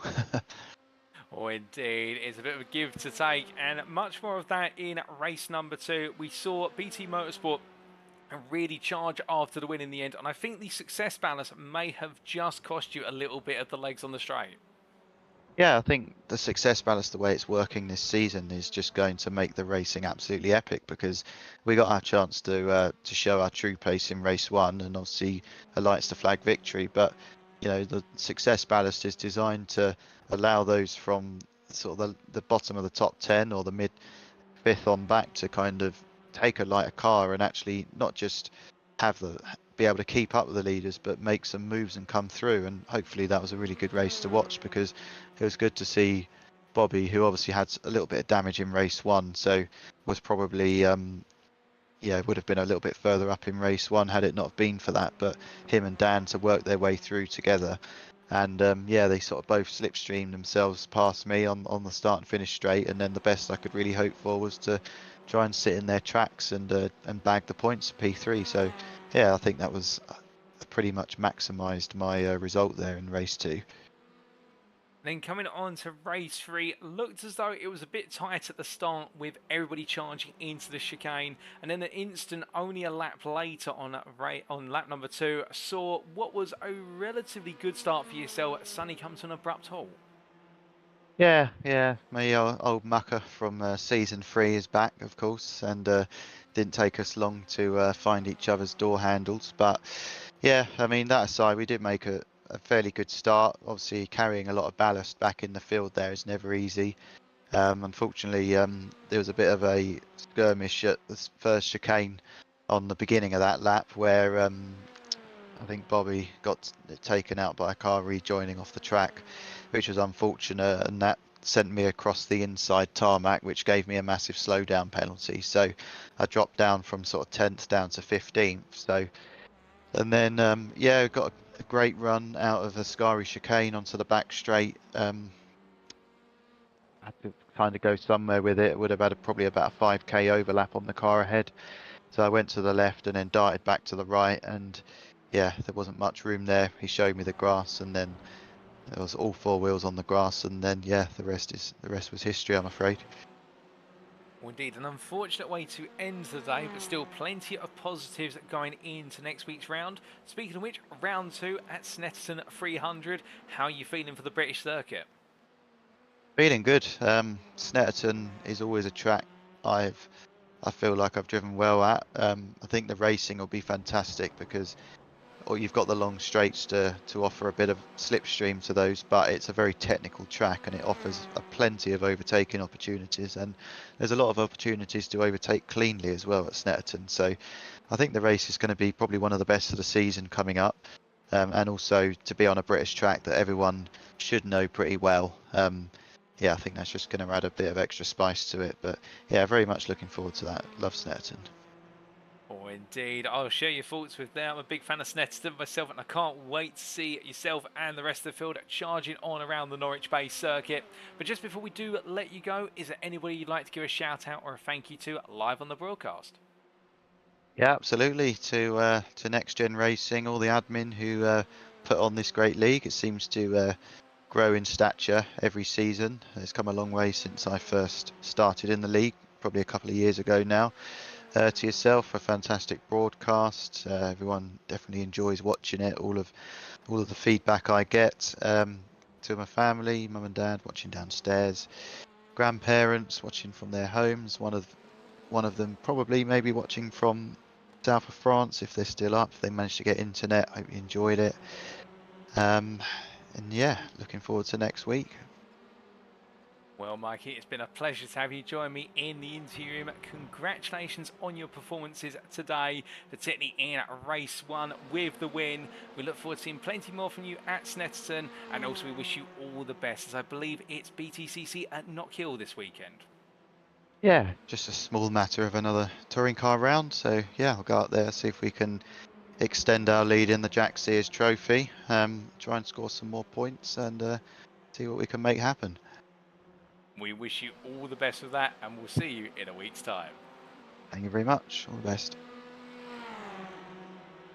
So hearing there from Mikey Doble, our pro class driver for Doble Sim Racing. Very positive spirits in the Doble Sim Racing garage. We heard from Isaac first, and we heard from Mikey there, and Mikey really echoing the sentiment of Isaac, and interesting to hear his thoughts on the Veloster, and particularly around the fact that last season convinced not to drive the Veloster when it should have been the car they went for perhaps, and well, it's shoulda, woulda, coulda when you think about previous seasons, but here right now immediately demonstrating the comfort with with the car, and also taking a little bit of pride with the fact the qualifying session and the first race of this season, 2 sessions where no success ballast is applied to any car, and to be able to take pole position and also with it the race winning race number 1 is always a small accolade you can have in your back pocket to say that you were the winner when nobody had any extra weight to affect the results.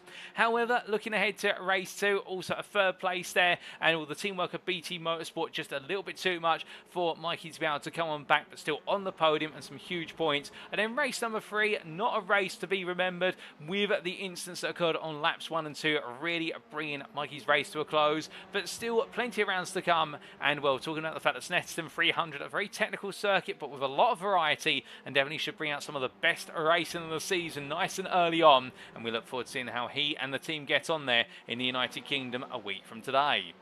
But now we come on to our final interview, ladies and gentlemen, and that will be none other than Alex Meredith, the Chemical E-Motorsport driver, a driver much loved up and down the field, and we'll get to hear his perspective on what has been a mixed evening of results, but still one thing that has remained certain all the way through is that he hasn't given up over the course of all 3 races and even in qualifying.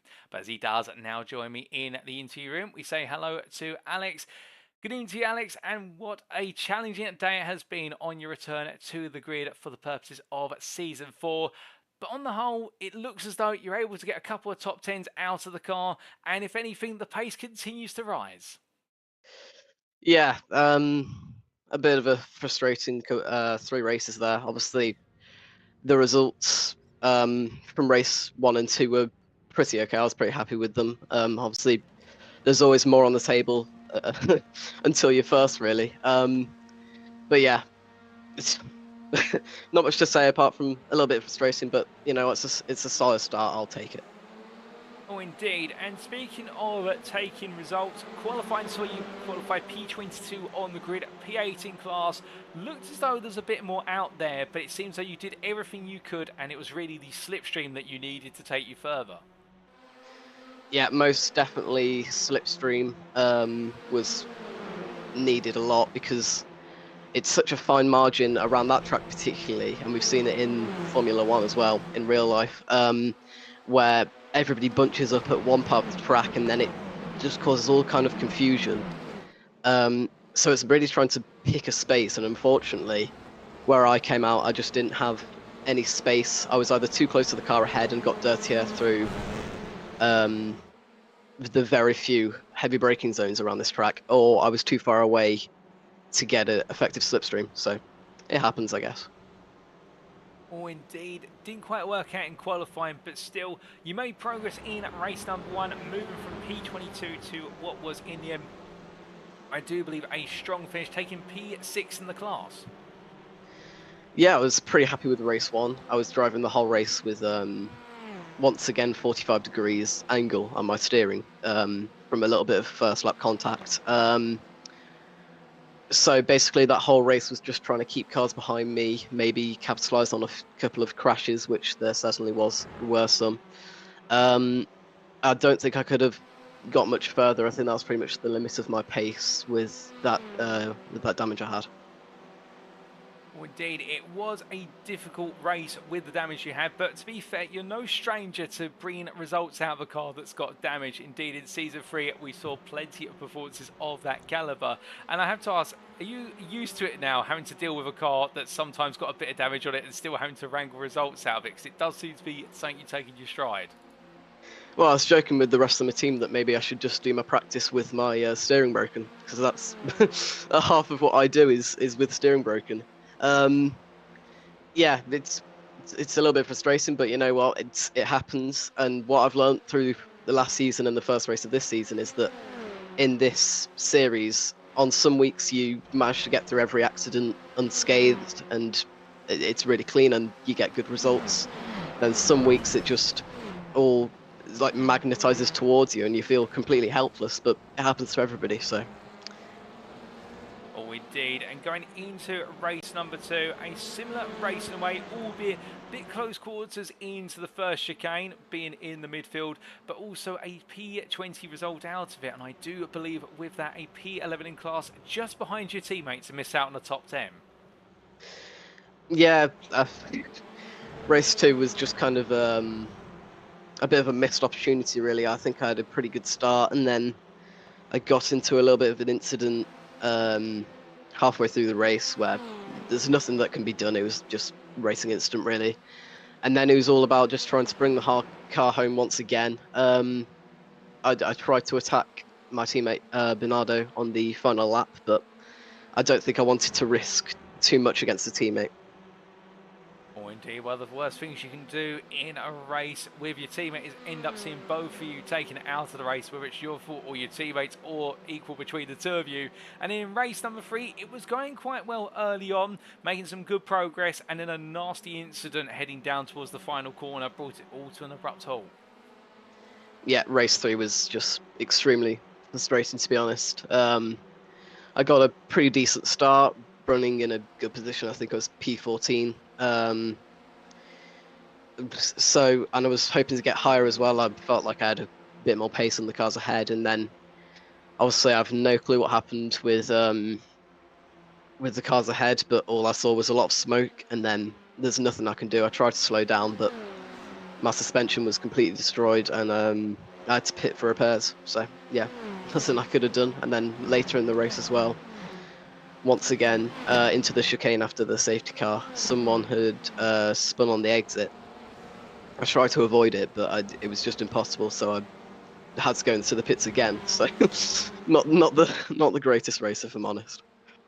Well, that's fair, and still, whilst today has been a bit of a struggle, we've got 9 more rounds of racing to go, and next week it's Snetterton 300 in the United Kingdom. Surely better results will come your way next week?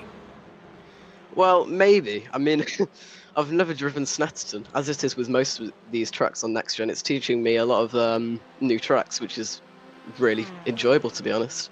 Hopefully I can learn it quickly, get a decent result. Yeah. Well, fingers crossed, luck comes your way as of next week, and it's not a repeat of today. But just before we do let you go, is there anybody you'd like to give a shout out or a thank you to live on the broadcast? Yeah, anybody watching me, my mum, my dad, a couple of my mates as well from school, appreciated. Thanks to you, Paul, as well, for this fantastic commentary that you do for, 3 hours and a half. I don't know how you do that. Everybody at Next Gen for organising this championship, because it's always really enjoyable. And yeah, that's pretty much it. Well, Alex, it's been an absolute pleasure to have you join me in the interview room. Congratulations on the results that you'll be able to take forward with a degree of a smile from today. Commiserations to those where it hasn't worked out, but still plenty of rounds to come, and we look forward to seeing you out of the Snetterton circuit a week from now. But until then, have a fantastic evening. Thank you, you too. So here and there from our final interview of today, none other than Alex Meredith, the Pro-Am driver, having a difficult day in what was to be a Monza circuit that just would not oblige. Qualifying in the end, the Chemi Tour E-Motorsport driver taking the car as far as he possibly could up the grid and just not able to find the slipstream that would enable him to move further, and that's completely understandable, and he did draw reference to the real world of Formula 1, where we do see that on a regular basis, where in the end it does come about having that lap time that's buffeted by the toe of other cars. And then going into the races, that's where he got his head down, and to be fair, race number 1, seeing him make great progress, only to then see that progress somewhat stymied in race number 2, albeit battling with his teammate for a brief moment towards the very end. And then race number 3, just a race not to be remembered, being involved in that major incident which we've just seen on our replay footage here on your screens, going in towards the final corner, and then towards the very end of the race, ending up in another incident after the safety car that brought it all to a close on a negative note. But still, he looks forward to learning Snetterton, and as he said there, one of the things he's been enjoying about the NXTCC, it's been his second season, is the fact it's bringing him out to circuits that he wouldn't normally drive on the simulator, and it means he's got plenty to learn. And well, with Snetterton, he's definitely, I think, going to enjoy the technicality of the circuit, and with that, could he find some better fortune as he he takes on the British track. But we'll have to wait and see and find out next week. But with that, that brings our post-round interviews for a close today. Thank you to all three of our drivers for joining me in the interview room. We heard firstly from Isaac Doble, the Pro-Am Class Double Sim Racing driver, who brought home a stellar set of results in Class A, 2 podiums in class, plus a class win, an overall win to make NXTCC history. And then we heard from older brother Mikey Doble, the Pro Class Double Sim Racing driver, with a qualifying pole position overall and the win in race number 1, a podium in race 2, and a race 3 that didn't quite go his way. And then Alex Meredith, the Kenridge E-Motorsport driver from the Pro-Am class, 2 top 10s, 1 for qualifying and 1 for race number 1 in class, but then difficulties in races 2 and 3, but still plenty to look forward to in the upcoming rounds. Congratulations to all 3 of them on their results, and also once again congratulations to Isaac Doble for winning the Higgins Automotive Driver of the Day Prime Class Award today, and we look forward to seeing them all out on circuit a week from now. But with that, ladies and gentlemen, it is now time to wrap up. Thank you very much for watching, and if you have enjoyed today's show and you'd like to know more about the Next Gen Racing community, why not check us out on our official website, and that's at nextgenracing.co.uk. And indeed, if you want to find out all about our upcoming series or our ongoing series, then do feel free to take a look at our website, for as you see it appear on screen currently, it is the home of clean and fair sim racing for all. We at Next Gen Racing have been hosting leagues for over 16.5 years on PC and console, and indeed our series continues to go from strength to strength as we now turn our attentions more and more towards PC-based sim racing, particularly on the iRacing simulator platform. But indeed, do check out the website where you can find out all the latest information. And also, if you do want to be on the grid, sign up today for our ongoing and upcoming series. Alternatively, if you're more of a social media person, and particularly if you're on Facebook, do make sure to join us in our Facebook group. That's at facebook.com/groups/nextgenracing, where you can find out a little bit more about what we do both on the virtual circuit and the real-world circuit, with a good number of us being track marshals, alternatively real-world racing drivers in the world of motorsport. And we'd also like to take a moment to say thank you to our sponsors, including our new sponsor for this season, Higgins Automotive. And their website not currently available at the moment, and that's why we do have a TBC there, but we'll definitely make sure a link is available there as the next time. But in the meantime, if you are on Facebook, do search for Higgins Automotive, and you can find out more about them on Facebook. And also, we'd like to say thank you to our ongoing sponsor, albeit not title sponsor for this season, Douglas Motorsport, who were the title sponsors for season 3, and well, their web address is www.douglasmotorsport.com. And with regards to Higgins Automotive, we'd just like to let you know, we did say here that John was going to say that he tells us a little bit more about Higgins Automotive next time. But in the meantime, if you are in the market for a car that is as good as new, then Higgins Automotive is the place to go to, for they are specialists in car restoration, and the team's meticulous efforts have seen many a car go from salvage to sale faster than you can do 0 to 60 on the road.